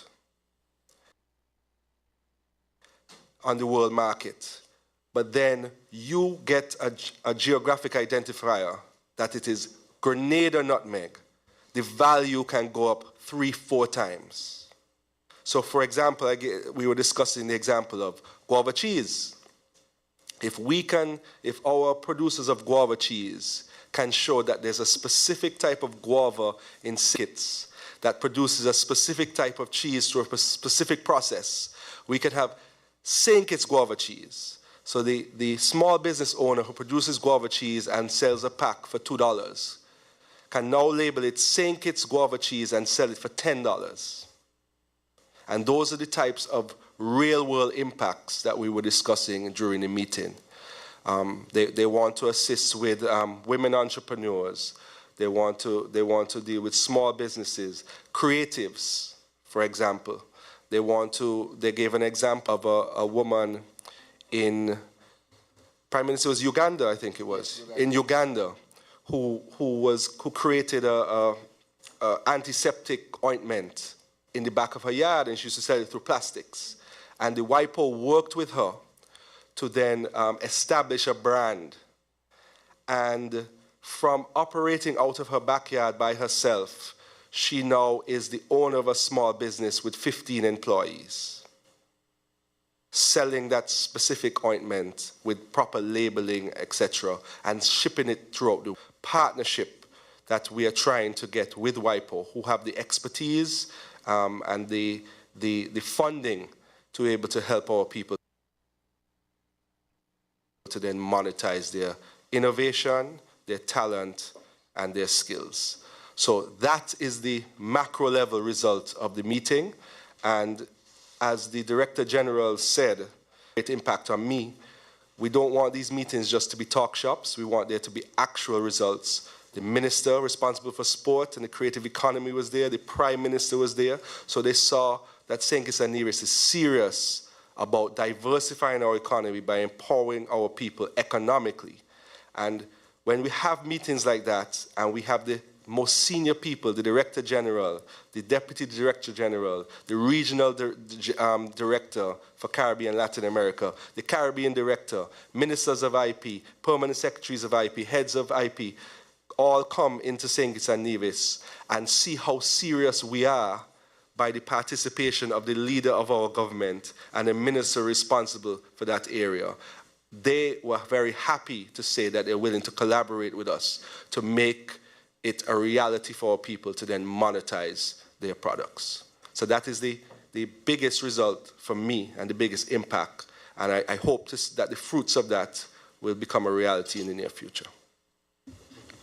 The second question was in regards to the Venezuela-Guyana situation. Right. Well, CARICOM has put out a statement. I think that was seen. But as you know, St. Kitts and Nevis, we have relations with both Guyana and we have relations also with Venezuela. Just recently, we celebrated the 40th anniversary. Our position is that this region is a region of peace. And as I've said before, that we will do all we can to continue this region remains a region of peace. And so I know that discussions are taking place. I am not in a position to speak to all the specifics of those discussions. But the thrust of those discussions is to make sure that we remain a zone of peace and that the best position is reached to ensure that. That is where we are at with respect to our position with Venezuela and Guyana. And I think, well, I know the foreign minister mentioned it in his statement when he spoke at the ceremony, small ceremony, to commemorate the 40th year of establishment with respect to our relations between Guyana and, Venezuela and St. Kitts and Nevis. So that is our position, that we'll continue to make sure that we put our position forward and help in the process that this area remains a zone of peace and the best position is reached with respect to these two nations. And we're not going to compromise. The third question was in regards to those civil servants who advanced degrees and the appointments are still delayed. Right. So in the civil service, there are two things at play here. One of them being that when you are appointed into a particular position and normally your degree is to match whatever you are being hired for. So if you're an architect, government, you come in and you occupy that position and it's paid accordingly. So there are a number of persons who have been upgraded and been appointed as a result. Has the process been completed? No. So I would say that this process is actually ongoing as we speak. And there are a lot of civil servants who have benefited. Have all benefited as yet? I would say not as yet because it's an ongoing process. But I know a lot of civil servants. So the goal is to make sure that persons who have degrees from accredited and recognized institutions, that they would be remunerated. The words there that are important are accredited and recognized. And so that is part of the process as well. Because there are some institutions where people get degrees from and we're not traditionally connected to, and therefore we want to make sure that that is an accredited institution and it's a recognizable institution, or a recognized institution as well, so that we get the quality. It's critical and it's important because a lot of people do things online, and therefore you want the accreditation authorities to make sure that what is coming through is the quality that we expect to come through. So that is part of it as well, without calling any particular program. But I will say that that has been going on and is an ongoing process thus far. So we want to encourage people to make sure that they qualify themselves, they get themselves so they can advance themselves, their families, their country, because we need people with specific skills to help and to aid in our development. We need that human resource development as well. Any further questions?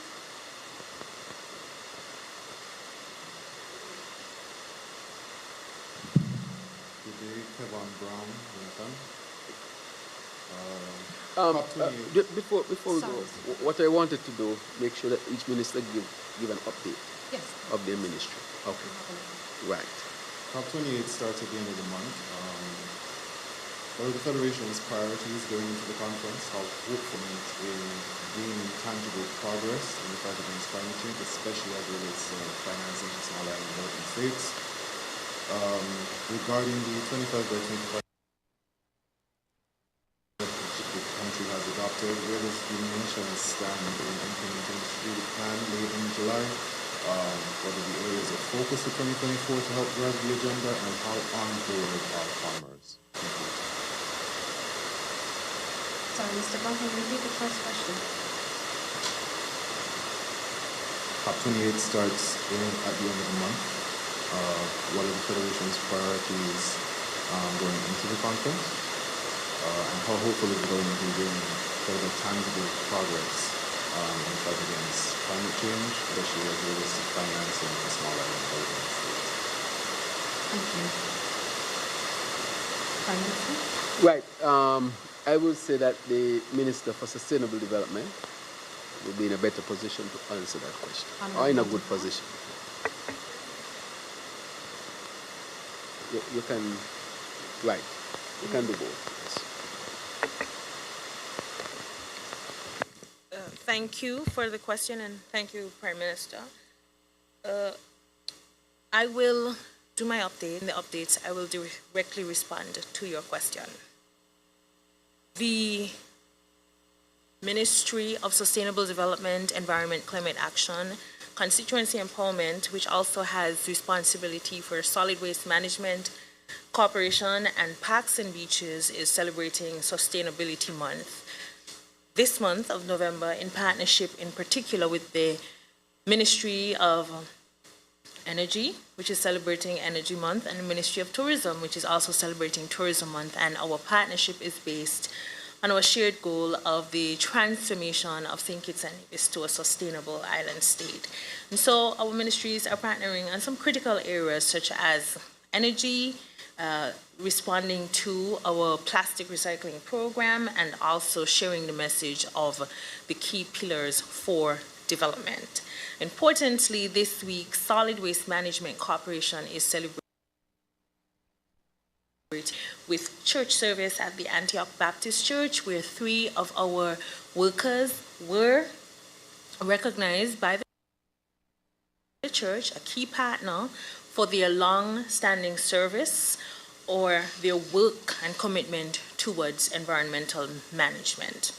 Additionally, on Thursday, we are partnering with the Ministry of Education, the Taiwan ICDF program, as well as the Solid Waste Management Corporation and the Department of Environment, to recognize the students who were very excellent in the recycling challenge that we ran through and with the Ministry of Education. So I invite our media partners to continue sharing our Sustainability Month initiatives. We always are grateful for your partnership, and we recognize that the message about sustainable practices, The circular economy and getting to a zero waste position cannot be done without your indelible support. As it relates to work abroad, the Ministry of Environment does quite and sustainable development. We are oftentimes tasked with work abroad, be it conferences, sessions, or training opportunities, and as it relates to UNFCCC Conference of Parties or COP28 to be held in the United Arab Emirates. It's a signal moment, not just for St. Kitts and Nevis, for SIDS, or for the region, but globally. This conference is very critical, in particular for two reasons. The creation of the Loss and Damage Fund and our global stocktake, which is directly linked to our agreements in the Paris Agreement, which speaks to how we report on our global greenhouse gas reductions, and also where we are as a world in terms of addressing that 1.5 to stay alive. This year, again, the Ministry of Environment is collaborating with the Ministry of Energy to participate in COP. We recognize that the biggest conference around climate change requires more than the participation of the Ministry of Environment. In particular,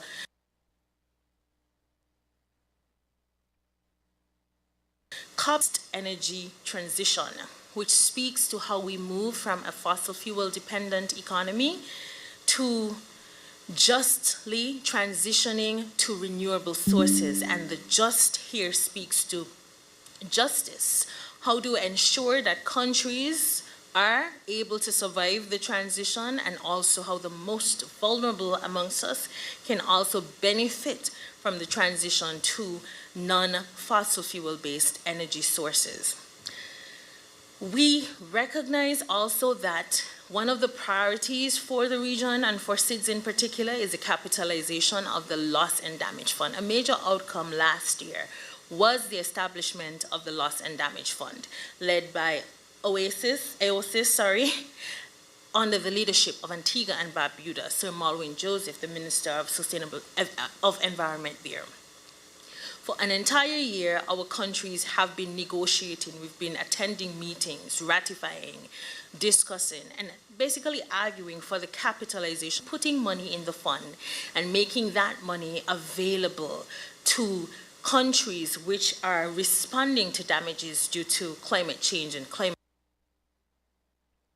variables, be they droughts, which are slow onset events, or hurricanes, like the experiences we've had in the past weeks.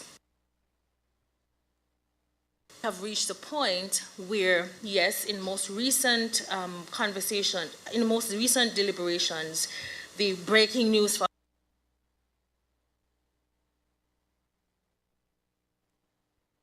us in that committee of the Loss and Damage Fund has agreed on recommendations to send to COP about the capitalization of the fund. And one of the agreements there was whether or not the World Bank should house the Loss and Damage Fund.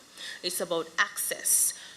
Are SIDS able to access the Loss and Damage Fund without having money? If there is a Category 4 hurricane next week, or whenever, can St. Kitts and Nevis apply to that fund without having to complete 15 projects which are 100 pages long, which makes it very difficult? That is our priority.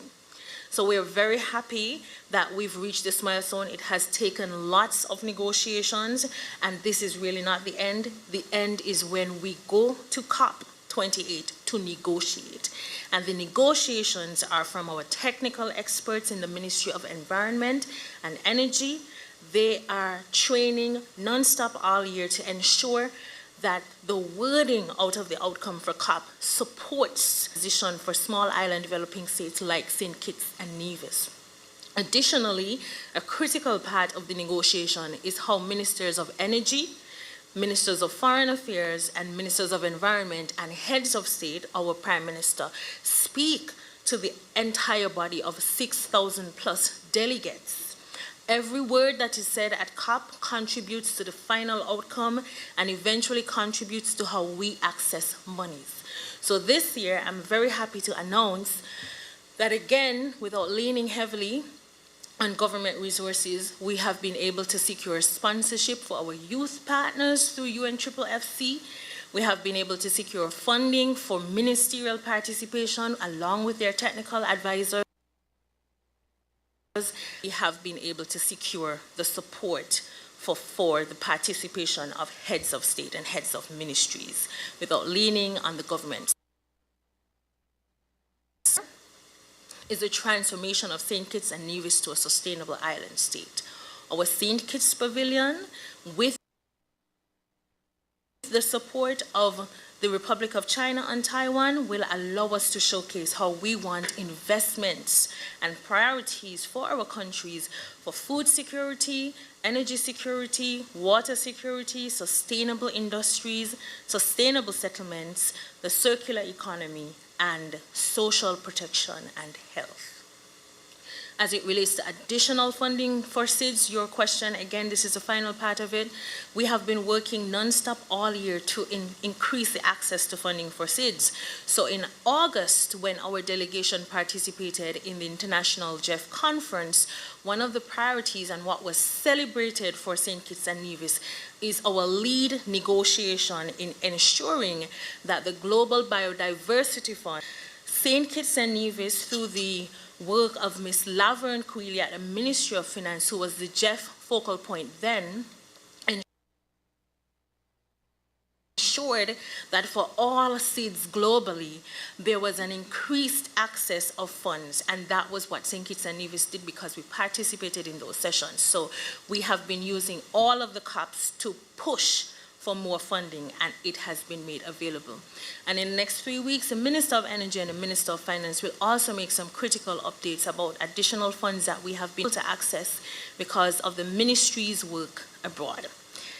As it relates to, and finally, as it relates to Christmas, we're very happy that in our push for circular economy, for zero waste, that the Ministry of Environment, Parks and Beaches, Solid Waste, Constituency Empowerment, Environmental Health, and the Ministry of Health will be partnering for our second community cleanse, expanded and intended stakeholder partnership.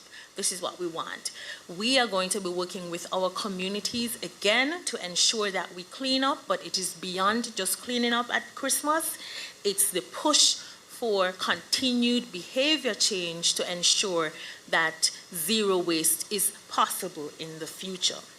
As it relates to land sales and land, I'm really happy to announce that we are continuing our Thursday afternoon regularization program for 2022. And despite what some may say, when you come to the ministry, we take your documentation, we listen to you, we attempt to regularize, and no one leaves the ministry disenfranchised or disappointed. While some may come feeling very nervous, some may cry, and I've been there and I sat, it's extremely overwhelming for some of the persons who visit us. Empowerment through land ownership is critical. We have already resumed our land distribution program, and we have a very special professionals program which has been done in partnership with the St. Kitts Nevis Anguilla National Bank and their own mortgage program. You would have seen that last week Friday at the launch in the square, and continuing our close collaboration with NHC so that we can make lands available for all of the persons who want one of the 2,400 homes. The ministry is continuing its transformation process towards a sustainable island state. We're happy for the partnership. I'm really thankful for the question because it allowed me to just talk and talk and talk about COP, which is my passion, climate change. So apologies if I was very long-winded, but I'm very grateful for the question and happy to have been able to provide the update from the ministry. Thank you. Thank you, Honorable Dr. Joyelle Clark. And just to add, Dr. Clark, Minister Clark, Mr. Darion Edme, the Director of the Department of Environment, and Mr. Ron Boddy, the Director of Urban Development Unit. They will be on In Focus tomorrow, Wednesday, November 8th at 1 p.m., and we'll be sharing more information on building momentum towards sustainability. At this point, we will have the other ministers who will be sharing their updates. Prime Minister.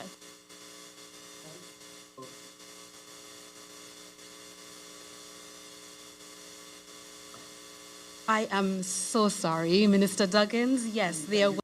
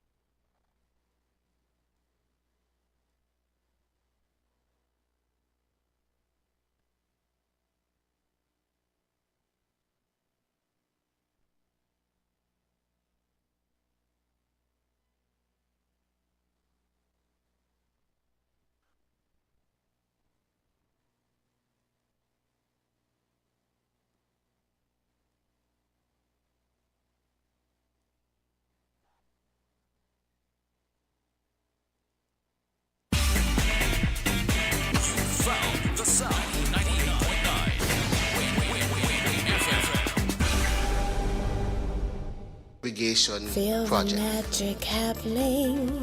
Campari. Taste. Now, under this project, assistance to Something farmers incredible to help and happens when improve the Campari is efficiency of mixed water just use. right. Because Like as we know, water Campari is and a orange scarce juice resource. poured over And it's ice. also one of the more challenging areas for Taste it. farmers Try on it periods of tonight. drought Bitter, as an effect sweeter, of climate better. change. Campari. And so we thought Must be to 18 be years able to and grow older. more food Drink effectively responsibly. and efficiently, we had to address the water challenge. Farmers were given water tanks to help harvest and store water over a period of time. They were also given components such as fittings and drip lines that would help to distribute the water more efficiently and effectively to crops, which will waste less water. And they were also given ground cover so that they could retain the moisture in the soil, which means you have the soil needing less water for the crops to grow. All of which adds to the efficiency of our water. But we also recognize that if we create this, it sort of creates an oasis. Because if you have crops growing better now, you have an oasis in times of drought. Our biggest challenge has been the monkeys and feral animals. So we also issued fencing to these farmers with protective mechanisms such as electrical circuits to help deter feral animals. All of this was put together as a package so that our production can increase. And we saw the first tranche of farmers receiving that package as a part of World Food Day celebration. We also went ahead and introduced into the schools again some farm materials and sessions of discussion, because we recognize we can't move forward with agriculture in a positive and productive way if the next generation isn't 100% bought in. And so we had discussion with students, and we actually delivered farm supplies and materials to a number of schools. All of this was, one, in a part of celebrating World Food Day, but also as a part of our entire agenda of reducing our food import bill. But I want to flip that as well as I address the farmers' buy-in to a different perspective of the 25 by 25 agenda. What we are really asking in the 25 by 25 is for us as a nation to increase food production domestically, 5% of what we import. That number is 200 million of import. 25% of that sits at around 50 million. And this is ballpark figure, because it's actually 197 point. But rounded off at 200, we're talking about increasing productivity to 50 million, the above. When we look at that, it really says that our farmers now can set a target of producing up to $50 million worth of produce. If you tell me one farmer that sees that as a negative, I'll question why. Because if you as a farmer have a market now, a dedicated market of up to $50 million to partake in, I don't see any farmer that would say no to that. I don't know if you know one. But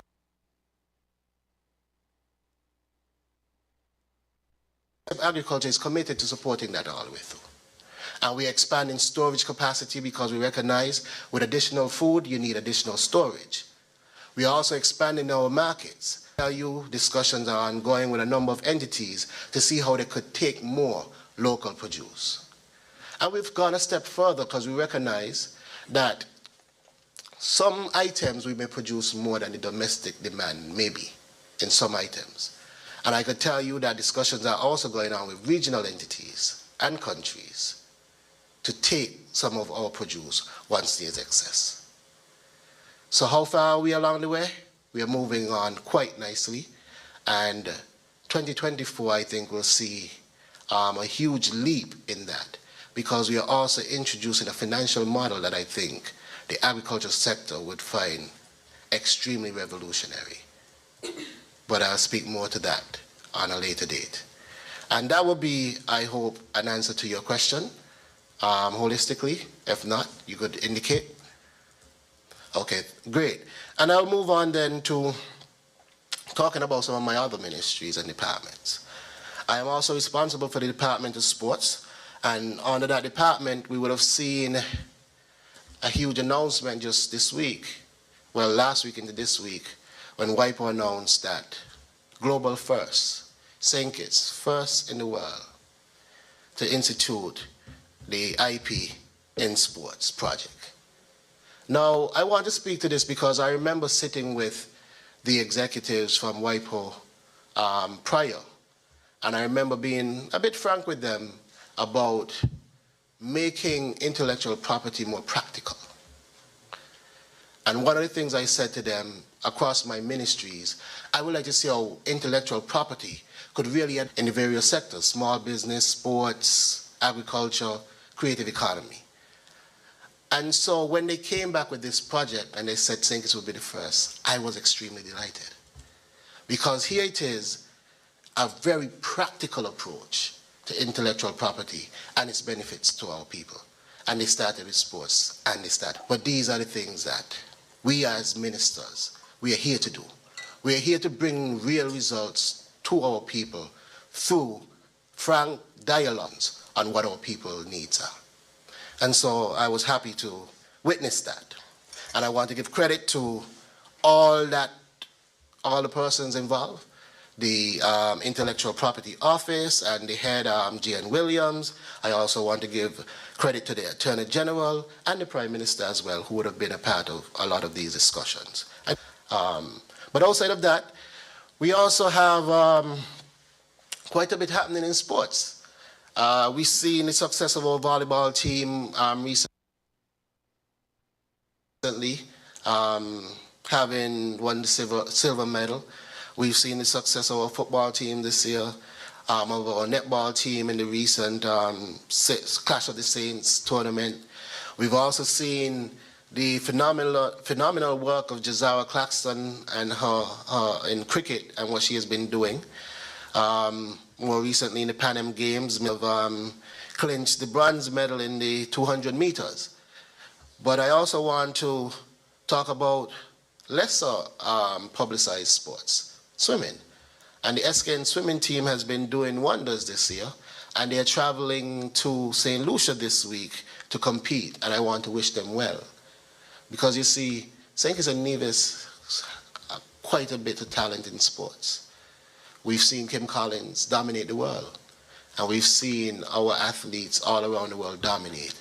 And the Ministry of Sports stands, well, the Department of Sports within the Ministry of Sports and Creative Economy stands with these athletes and makes sure that we put whatever support we can, given the constraints and resources, to ensure that our athletes have the potential to do their very best. And so, for me, I'm happy to announce what is happening there in sports. But I also want to take one moment here to talk about, because you see, for years, we have not had active sports programs in our schools.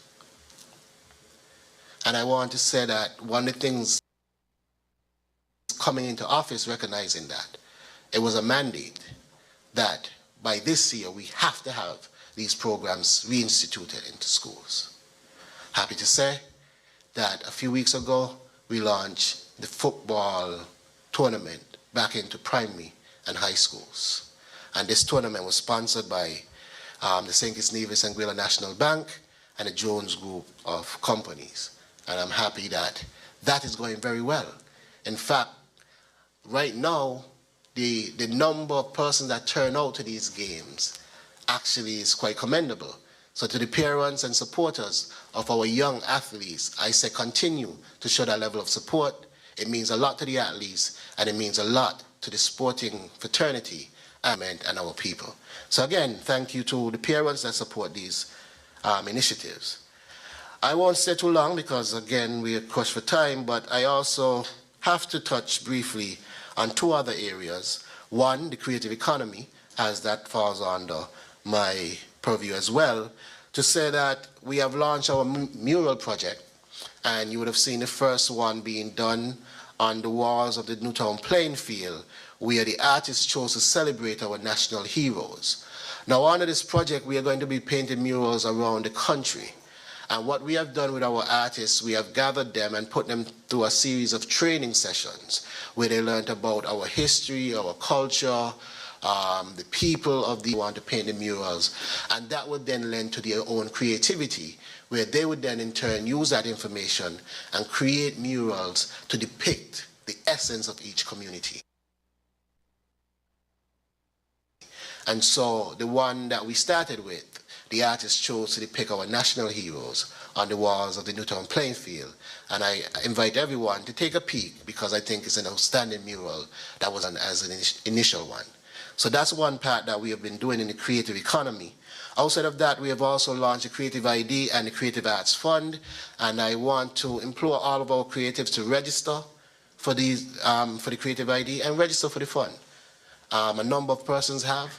But I want to say it publicly because at the end of the day, a lot of our creatives and others say we don't know that the fund has been launched and you can register to be part of it, where you could get up to $15,000 to assist with your creative. This is a call to all creatives to register with the creative economy. We also did the songwriting training and workshop. Writers come in and assist our local songwriters with their craft, and I think that went very, very well, but I won't stay too long on that as I want to touch on small business. Now, we continue to do a series of training at the Ministry of Small Business and Entrepreneurship. We have endeavored every month to host our young entrepreneurs with some level of training, be it bookkeeping, marketing, and a host of different topics, because we believe it's essential for them to professional training. But we have also launched our 40-40 booster grant, and we have issued that grant to the businesses that were chosen as successful businesses for that booster grant. Now, those 40 businesses had to comply with a number of criteria. One, everyone had to have a licensed business. Without a business license, you are automatically disqualified. Two, everyone had to present a business plan. Without that, you were automatically disqualified. And so the 40 businesses, the only 40 with all the components, but it was only for 40 businesses. And so for the other businesses, we are encouraging you to continue with the ministry, because we have been directing persons towards additional funding. The Prime Minister spoke of the 2.5% loan at the Development Bank. And businesses in acquiring that at the bank. So again, the Small Business Ministry is open to all entrepreneurs. And one way or another, we want to help you with training, with funding, we want to help you with that business development plan, and we really want to be that one-stop shop, that you walk in with an idea. We help you get your license, help you get your plan, help you access funding, monitor and evaluate your business, and push you towards success. This is the whole idea of the ministry, and so far, so good. Now, I also want to talk about the ministry as far as the future, because one of the things that we are hoping and intending to do with the ministry in the future is to ensure that all of our young entrepreneurs have access to ready markets. And so as we catalog what we seem to be most interested in, we have been going out internationally, regionally, to find markets for their products. Now, this is an endeavor that is not because you have to find markets that these products will resonate with, so that you don't have them on the shelves and not moving. But we're working at that. And so far, I believe some of our entrepreneurs have been benefiting from that. I know Miss Elliott, with her produce, she has been one of the recipients of some of these gestures and quite beneficial to her, as L'Oreal, I think I pronounced that correctly, and her products have been doing very well. And we want to expand that to a number of other entrepreneurs.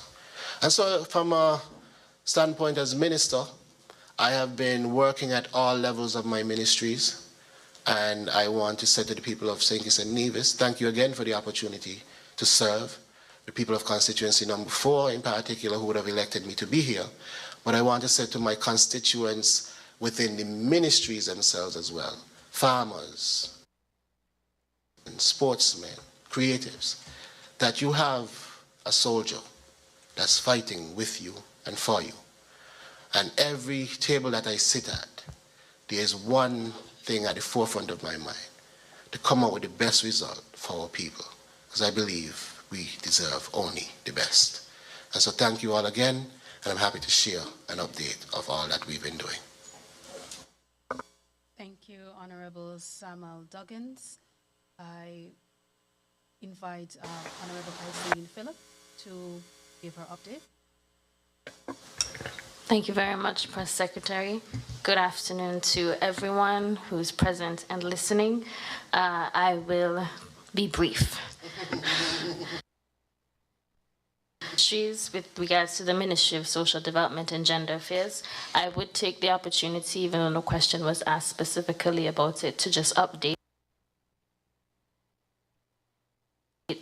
is happening in terms of the plans for the continued development and improvements in the poverty alleviation program.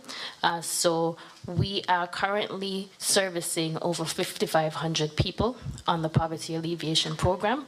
To date, since last payments, we anticipate that we'll be maintaining those numbers into the end of this fiscal year, that is towards the end of December. As we continue to work on restructuring the program, we have sought assistance, some technical expertise from some social policy and programming consultants from UNICEF.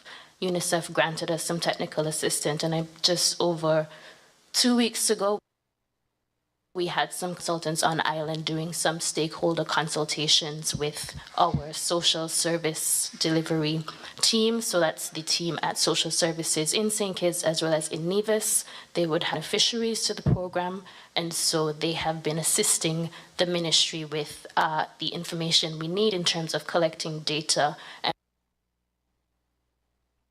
and providing some guidance and recommendations as to how we can continue with the improvement of the program. I would take the opportunity right now to also anything that may be out there about persons being removed or targeted to be removed from the program. We, in fact, have not been doing that. The only removals that take place is based on the verification process that takes place monthly in terms of checking to see who may be deceased, who may be obviously need to be removed so that the benefit can be attributed to someone else, and also when we do verifications to identify whether households are actually receiving more than the required eligibility criteria, which is if you're receiving more than $3,000 per month.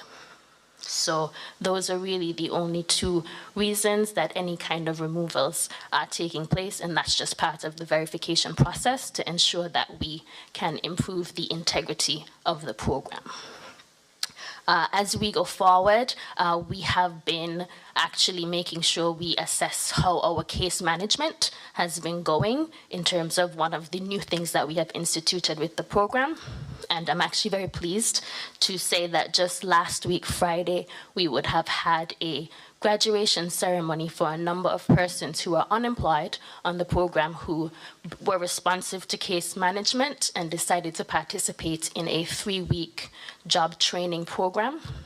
These were persons who were identified as unemployed and who have been receiving the benefit, and they would have graduated from a 3-week training workshop that was held in collaboration with the Department of Employment and Labor.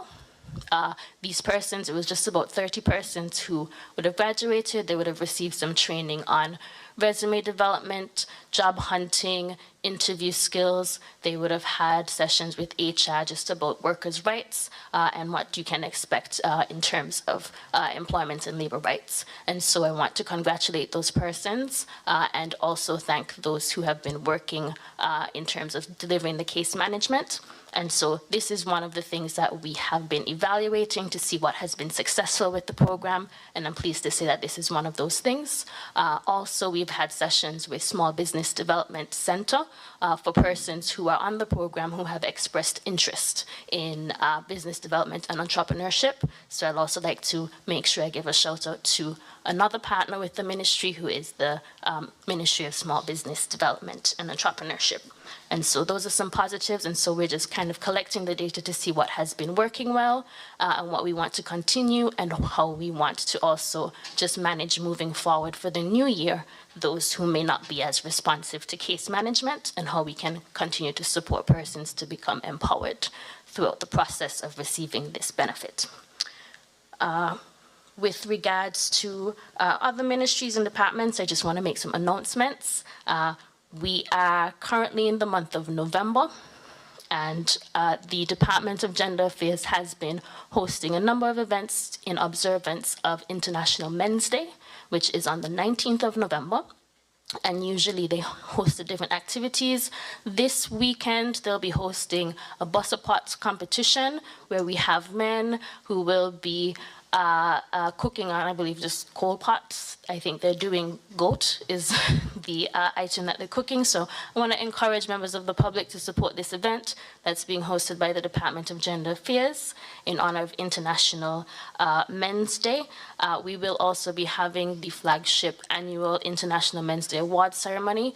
This is being done in partnership with the Department of Gender Affairs in Nevis, and so the ceremony will actually be hosted in Nevis. This year, there will be one ceremony to honor all of the great men across of the Federation. In relation to the Ministry of Youth Empowerment, Aging and Disabilities, November is also Youth Month, and so there have been a number of activities that are planned for Youth Month. Just last week, Friday, we would have held the Youth Art exhibit at the Ministry Secretariat on Keon Street, and so that was quite successful. We actually had a number of submissions from our high school students who submitted paintings. This is also part of the effort to see how we can nurture creatives in our schools, and so you can stop by the Secretariat, which is on the 3rd floor of the Cable Building, to see those paintings. They will be up for the duration of the month. And I just want to encourage persons to just pop by and check it out. The paintings are for sale, so we will be compensating students. So if you see a painting that you like, we encourage you to purchase it. That money would go directly to the artist who created the painting. I also want to make a plug as well. Just last month, we would have completed the month of older persons for our seniors. Unfortunately, we had to reschedule our seniors prom, which was our highly anticipated finale event for our seniors. It was rescheduled, and that will actually be taking place this Friday at the Marriott from 6 p.m. So that's our seniors prom. It is happening since it had to be postponed due to the passing of Tropical Storm Tammy. But that's happening this Friday from 6 p.m. So seniors, we're looking forward to that.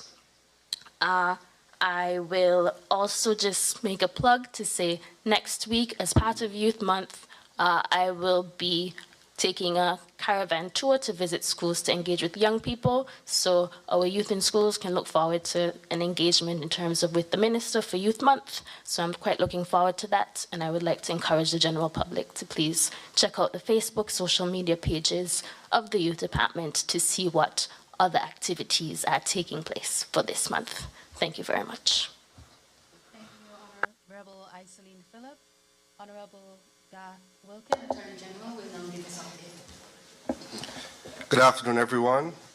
I will speak briefly on the Attorney General's Office and the Ministry of Justice and Legal Affairs.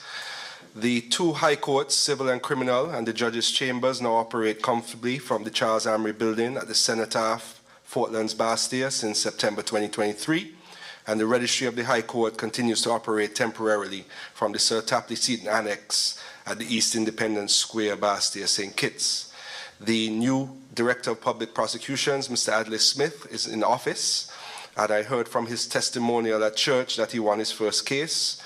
We wish him the very best in that very important constitutional office as he hits the ground running. The medium-term plan with respect to the courts is to return the Sir Lee Elmore Judicial and Legal Services Complex to full operation of the two high courts, as well as the two judges' chambers and the High Court Registry. We are in the process of finalizing the request for proposals to get a fulsome plan to have that building fully operational. The story with that building is that from the start of construction, decades ago, there was a water issue in the basement. As I've said in the past, we may need to condemn the basement, but we are trying to get professional advice as to how to fix that building completely, repair the roof, change windows, remove the internal walls, and eliminate the mold problem that occurred in that building, and we're going to try to do that over the 2024. We're also engaging in substantive criminal reform, criminal justice reform, which will involve discussions on the elimination of paper committals in the Magistrates Court, reducing the number of jurors that sit on criminal trials, introducing judge-only trials for certain offenses, and tabling plea legislation, all to create a stronger and faster criminal justice system where persons charged with offenses can get a resolution of their matters between 1 and 2 of the longer periods that exist now. Some of our neighbors in the Caribbean have an average time on remand of 10 years. We do not want to get there. We want to go in the opposite direction. While I'm in this office is to ensure that there's swift justice for all of our people. We've also spent tens of millions of dollars in persons who spent time on remand for too long of a time. That is a problem with the public purse, and we want to eliminate that problem so that money can be diverted towards beneficial projects in creating the sustainable island state. Some of the proposals and the lessons that we'll learn from the CCJ Academy conference that I attended a couple of weeks ago in Barbados will be brought into force by summer 2024. Also, in the 2024 budget, we will provide for the launch of something that I'm very proud of, and I hope that the people of this country are very proud of it, the Access to Justice Agency, AJASKN, which will have 4 divisions. The legal aid division, where persons who cannot afford commercial legal rates can attend and be provided with top-class legal assistance in the Magistrates Court and High Court, civil and family divisions. The Public Defenders Division, where lawyers are hired by the state to represent persons accused with crimes so that they can receive proper legal assistance at little to no cost to them. The Alternative Dispute Resolution Division, where a trained mediator or trained mediators will try to resolve legal issues between persons before they go to court. So persons can hopefully get them resolved in an amicable matter.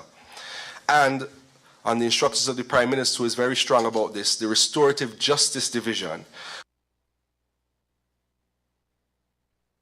where officers and volunteers will go into the various communities to ensure that there's a repair of any harm caused by any incidents that occurred in the communities or any criminal actions or ill feelings. For example, was convicted of a break and entry in their neighbor's house.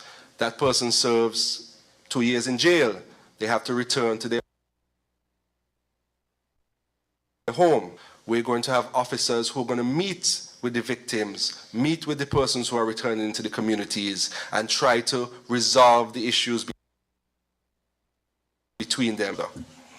And that also will help to stop the recidivism, where persons who come back out commit crimes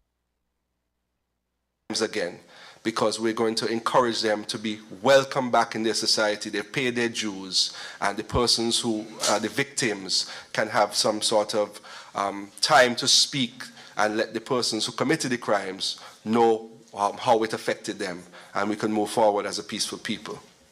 With respect to the land registry, we now have 2 experienced land registry professionals, and I'm informed that things are already speeding up. We want to ensure that land titles are processed in days, not months and years.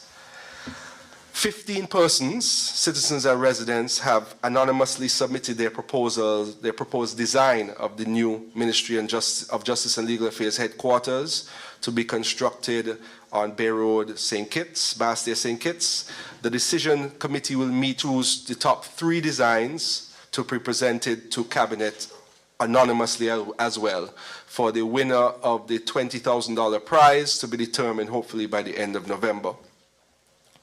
And I must make a pitch to our people: stop littering.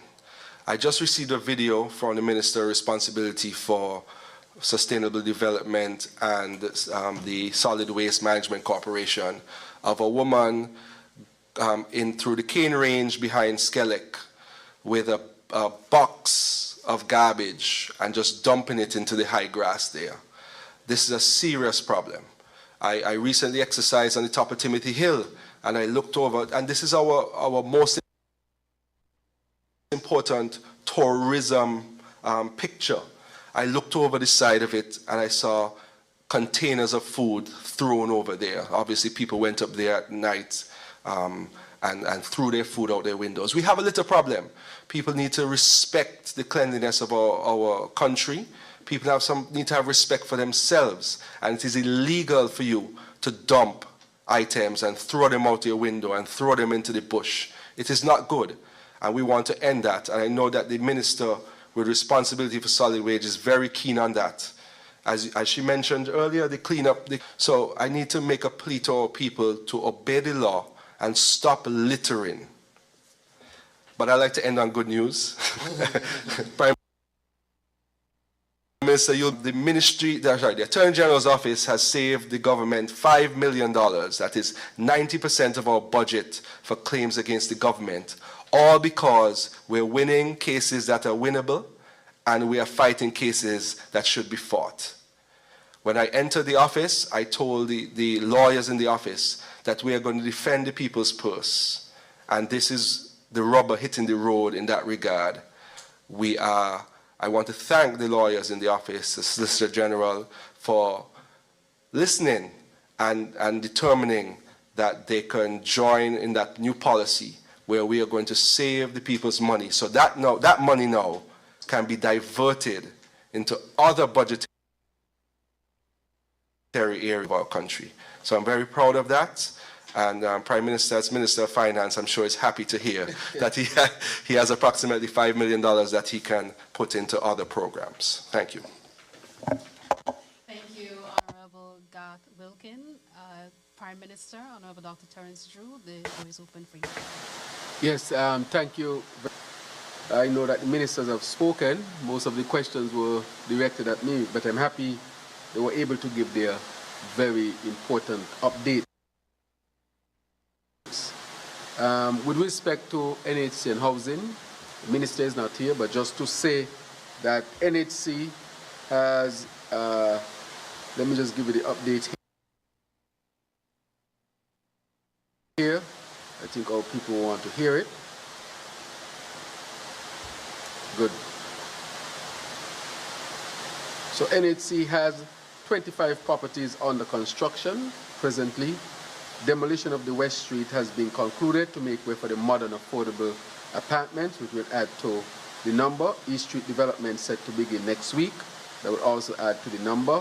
And East Coast housing has resumed and will continue model homes by first week of December. So the model homes under the 2,400 plan has been, they have started, and therefore we will be able to see them by December.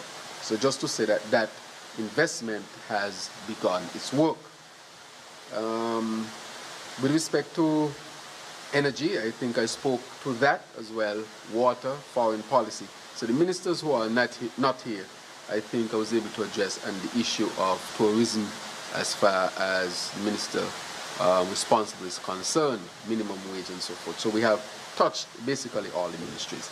So I just want to wrap up quickly that I am immensely proud with the significant work that has been done. I think there's a static in this mic, seems that way.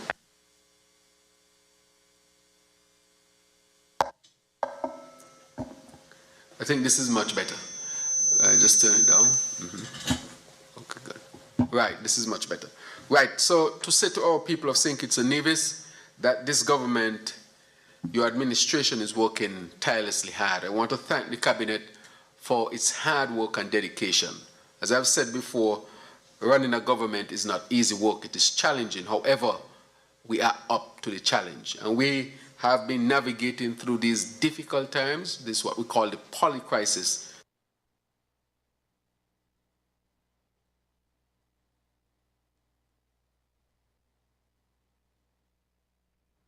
To help them to realize their dreams. I want to say that part of what we'll be doing is concentrating even more on wealth building, and we have a number of initiatives which we will bring forward, new initiatives never done before in St. Kitts and Nevis, and from what I know has never been done in the Caribbean. We are very, very pointed to try and to implement new policies, different policies to transform our people's lives. But before I close, just to update you, we have bought a new CT scan machine, 128 slice. We are going to start some work on JNF. We'll be doing the AC units in the medical ward to start. We'll be dealing with the roof. We are going to be partnering with the Republic of China, Taiwan to resolve the roof issue, as they have a technology that we want to employ here to end with the leaky roof at the JNF Hospital once and for all.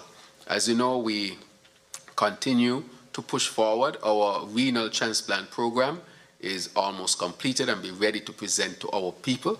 We want to have renal transplant here in St. Kitts and Nevis and to start within the next few months once donors are available, and we'll launch it, advertise it and promote it so that our people can have access to transplant services as well.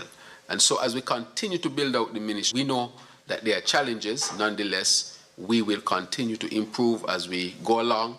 And to finally say, we are finalizing the aspect to deal with the construction of the new hospital, and we intend to start that construction in the new year that is coming.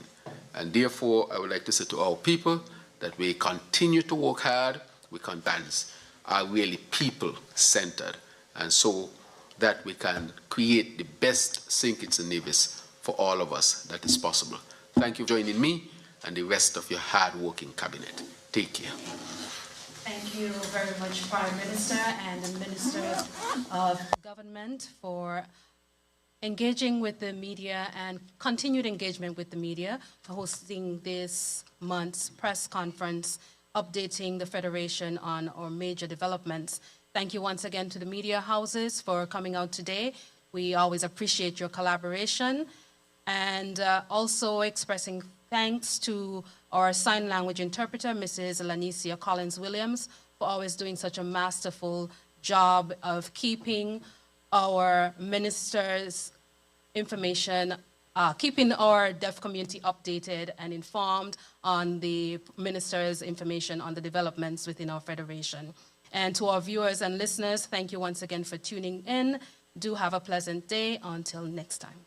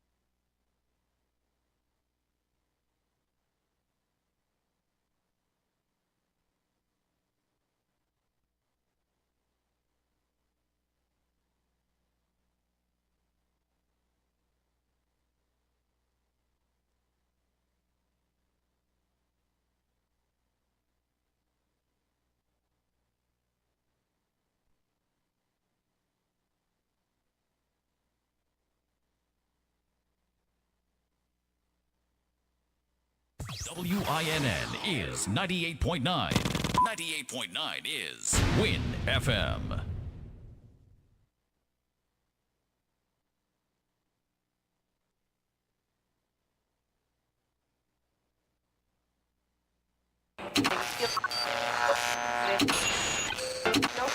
You found the sound. 98.9 WIN FM.